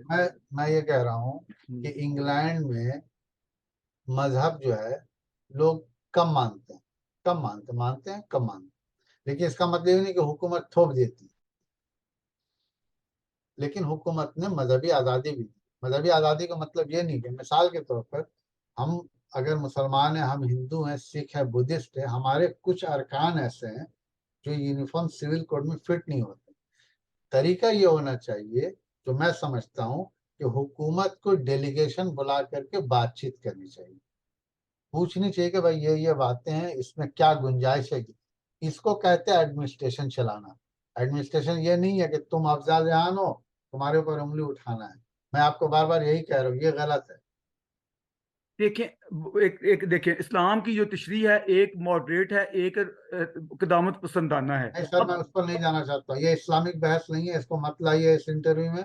आप भी यहाँ पर इंटरव्यू मेरे लिए इस्लामिक बहस पर नहीं गया, मैं स्कॉलर नहीं इस्लामिक, तो मैं नहीं जाना चाहता। हमारे भी कुछ नहीं, नजरियात हैं। मैं चूंकि तलाकों के मामला निपटाता रहा हूँ ना काफी नहीं, मैं ज्यादा। नहीं जाना चाहता हूँ, इसलिए कि देखिए, यहाँ पे इस्लामिक स्कॉलर हो, उनसे सवाल कीजिए। मैं समझता हूँ कि जो मजहबी, किसी भी मजहब में हो, बुद्ध में हो, हिंदू में हो, उनका एहतराम करना चाहिए। उनके जो हकायक हैं, जो हुकूक है, वो देनी चाहिए। जिस तरह से उसके लिए गुफ्तगू करनी चाहिए। क्या? हम और आप बैठ करके वो गलत कर रहे, ये गलत कर, ये नहीं, गलत बात। क्या आप ये नहीं समझते हैं कि जो भी मजहबी चीजें हैं वो जातियात का, जाति लोगों की ये होनी ये चाहिए? जो ये बहस स्टेट का है, मौजूद आज नहीं है। आप स्टेट है गलत, उसको सारों के लिए एक कानून नहीं, बनाना चाहिए, सब आप तमाम बिल्कुल शहरी बराबर नहीं। होने चाहिए। आप अपने नजरियात को थोप रहे हैं। आप देखिए, आप इंटरव्यू लेते हैं लोगों का, अफजल साहब, हमेशा केयरफुल बातें करें कि सवाल का रुख क्या होना चाहिए। मुझसे, मेरा मजहबी अकीदा मेरे लिए बहुत जरूरी है। इसका मतलब ये नहीं है कि आप हमको अपना नजरिया नहीं, थोपिएगा। मैं तो आप मजहब स्टेट की बात मानते कर रहा हूँ फहीम साहब। स्टेट जो रियासत होती है उसके लिए तो सारे एक जैसे होते हैं, सबके लिए साथ एक जैसा सलूक ये होना नहीं, चाहिए। ये किसने कहा आपको? आपका मुताला ही नहीं है इस मामले में। स्टेट हर सिटीजन के राइट को डिफेंड करता है और प्रोटेक्ट करता है, ये होना चाहिए। आप कौन से कानून माहिर की बात कर रहे हैं? ये तो डिस्क्रिमिनेशन तो आपने नहीं होनी अपने चाहिए। दिमाग से एक बात निकाल दिया, छोड़ दिया लोगों नहीं को। फहीम साहब, डिस्क्रिमिनेशन तो नहीं होनी चाहिए ना किसी के साथ भी। कोई डिस्क्रिप्शन नहीं है। डिस्क्रिमिनेशन तो आप करवा रहे हैं। अब अच्छा आप अच्छा। बोलिए कैसे हो रहा है? मान लीजिए यूनिफॉर्म सिविल कोड में, एक मिसाल दे रहा हूँ, जी। एक बुद्ध मजहब का आदमी है, उसकी जो राइट है उसको आप बोल रहे हैं हम नहीं मानेंगे, ये हो रहा है ज्यादती। बहरहाल, आप सबके लिए बहुत बड़ी नेमत है इंडियन कॉन्स्टिट्यूशन, इंडियन जो सोसाइटी है, भाई ये वर्ड ब्लेसिंग आपने है। क्यों इस्तेमाल किया, जी। नेमत है?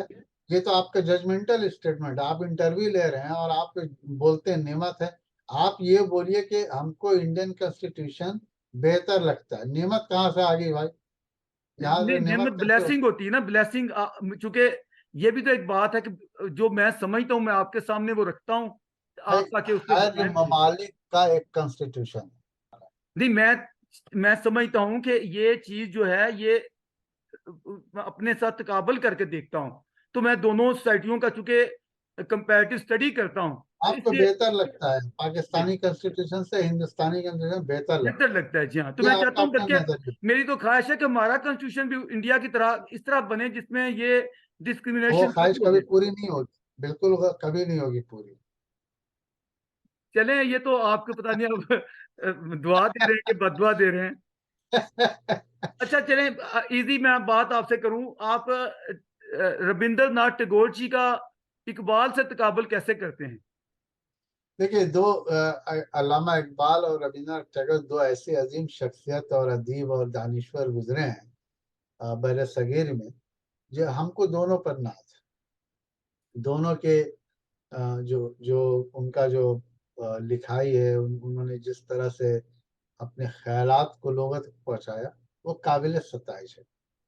रविंद्रनाथ टैगोर का जब आप मुताला करेंगे तो लेकिन उन्होंने क्या बहुत सा क्या आप एक, चूंकि आपका तल्लक भी उन्हीं उसी खिते हिंद से है जिससे टैगोर थे, तो इसलिए मुझे तो एक ऐसे देखता हूँ आइडियल के तौर पे कि उसकी आवाज ह्यूमैनिटी की आवाज दिखती है, टैगोर की।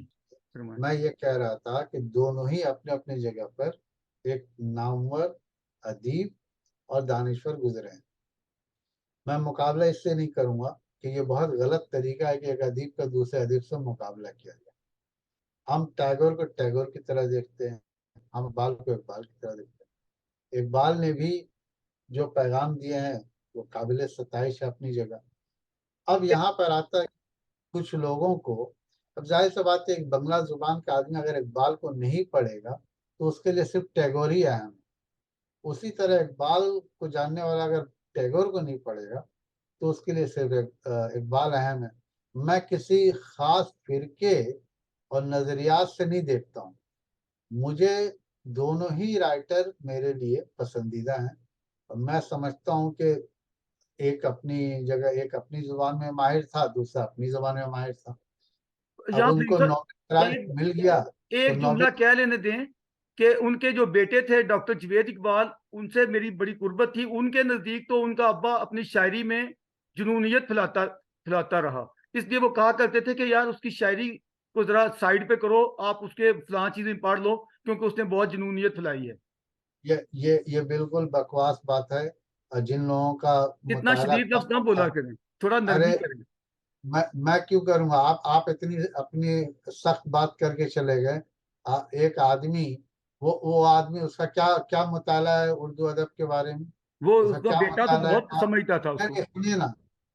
कितने बेटे अपने बाप को गाली देते हैं, इसका मतलब उसका बाप क्या बुरा हो जाता है? अजीब बात कर रहे हैं आप। बुरा तो नहीं है, ये लेकिन बताइए, आप जावेद को जो जुनून तो बात कर फैलाया रहे हैं, ना जी। नहीं नहीं, एक मिनट रुकिए, जावेद कितना बड़ा दानिश्वर है मुझे बताइए आप। बहुत बड़ा आप- दानश्वर। या आपके लिए होगा, बिल्कुल नहीं नहीं आपका मुताला नहीं है। नहीं आप नहीं। डेस्क पर वापस जाएं और जावेद को फिर, आप इकबाल के बारे में जावेद जैसा आदमी बोले, अगर आप बोलते हैं कि बहुत अच्छी बात बोला, मुझे हैरानी है यार। आपने जवेद इकबाल को पढ़ा नहीं, जाना नहीं। जवेद इकबाल जो है नहीं उसने तो पढ़ूंगा। इकबाल की बहुत सारी मुझे चीजों को मुझे ठीक अपना किया, गलत मुताला चीजों को भी खराब नहीं ठीक किया। करना है। मुझे अपनी सोच को ऐसे बकवास चीजों से नहीं खराब करना है। मैंने इकबाल के बहुत सारे लोगों के सब पढ़ी है। देखिए, उनकी अपनी बात जो है वो अपनी जगह है। आपने उसका कोटेशन इंटरव्यू में देकर मुझे बड़ा मायूस किया। इकबाल के बारे नहीं, में और भी कितने यहाँ बहुत लोग। से ऐसे मैं आपको मिसालें दे देता हूँ कि जिनमें वो साबित किया गया। अब बाकी मिसालों क्या, उसकी शायरी पढ़े ना, उसके अंदर वो जितना वो कहता है, मोहम्मद है तो बेतेग भी लड़ता है सिपाही, और वो तालिबान ने कहा कि हम बगैर असले के क्या भी हुआ? लड़ेंगे। कौमी जज्बा तो उसने लिखा है, मेरे अंदर भी और कौमी जज्बा मैं लिखता हूँ, बेकदर इसका कूद मतलब पड़ा मैं बुरा आतिश हो गया? नमरूद में इश्क, जब वो इश्क को इस तरह आतिश नमरूद नमरूद में गिराता है तो ये चीजें लोगों को इसीलिए बेबस सुनिए, प्रैक्टिकली नुकसान यही वजह देती है है। कि इकबाल को ज्यादा लोग पढ़ते हैं। जावेद उसका जो बेटा है, दामाद है, जो भी है, बेटा है, पोता है, दामाद नहीं है। हाँ पोता है, जो भी है, उसको कोई नहीं बेटा है। पूछता। उसको कोई नहीं पूछता है, ना कोई पढ़ता है। मैं चाहता था हमारा इंटरव्यू जो है ना एंड उसका खुशगवार हो। तो आप अदब अदीब हैं, अदीब का काम मोहब्बतें बांटना है, मोहब्बतें फैलाना है, तो हम आपसे इसी की तवक्को रखते हैं। सबसे पहले तो मैं आपको, अब तमाम लोगों को पाकिस्तान और हिंदुस्तान की आज़ादी की जो है मुबारकबाद पेश करते हैं। और मैं आपका शुक्रिया अदा करता हूं कि आज की इंटरव्यू से ज़्यादा हम बहस और मुबाहसा करेंगे इसे, जो कि जी। बहुत ही फ्रूटफुल रहा और अच्छा रहा। हमने अपनी बात रखी, हमने बहुत सारी इस्लाही बात की, एक दूसरे की बातों को रखा। मैं समझता हूँ कि हालिया दौर में अभी जो हालात हैं, और मैं आपसे मुत्तफिक हूँ कि इंसानियत की बात होनी चाहिए। क्योंकि हमारे इंसानियत की बात कम हो रही है, जी। मजहब जो है पैरामाउंट बन गया है। जी हाँ। और उन लोगों को हमें नहीं समझना चाहिए जिन्होंने गुमराह कन बातें लिख करके आपको और हमको जो है गुमराह किया हुआ है। हमें अपने बारे में सोचना चाहिए। देखिए, हिंदू मुसलमान बिल्कुल होनी चाहिए, लेकिन हर बात में हिंदू मुसलमान अच्छी बात नहीं। हाँ, ठीक बात, बिल्कुल सही कह रहे हैं आप। इंसानियत पहले आनी चाहिए, हाँ, वाह जी वाह। उसके बाद फिर मजहब। देखिए, मैंने हमेशा कहा है अफजल भाई जी जी, कि दुनिया में सियासत से मजहब को अलग कर देना चाहिए। सही बात है, जबरदस्त ये मेरा भाई जबरदस्त। एक कॉल है। मुश्किल काम है, कोई करेगा नहीं, क्योंकि जब इंसानियत की बात आएगी तो हुकूमत चलाना भी सख्त होगा, इंसाफ करना भी सख्त होगा। इसीलिए लोग मजहब की आड़ में हमको आपको लड़वा रहे हैं, गुमराह कर रहे हैं। ऐसी कोई बात नहीं, अभी भी अमन पसंद लोग भरे पड़े हैं ज्यादातर, और वो इस बात को बिलीव करते हैं कि अगर इंसानियत है तो अमन है, और अमन है तो इंसानियत है। क्या बात है, हमारे ईदी साहब कहा करते थे, इंसानियत से ऊपर कोई मजहब नहीं है, कोई धर्म नहीं है। तो I am thankful to you Fahim भाई, आपके हम पहले ही मोतरफ हैं। तो अब उम्मीद है कोई सख्त बात हो गई हो तो आप माफ फरमा देंगे। थैंक यू, खुदा नहीं, हाफिज। खुदा हाफिज।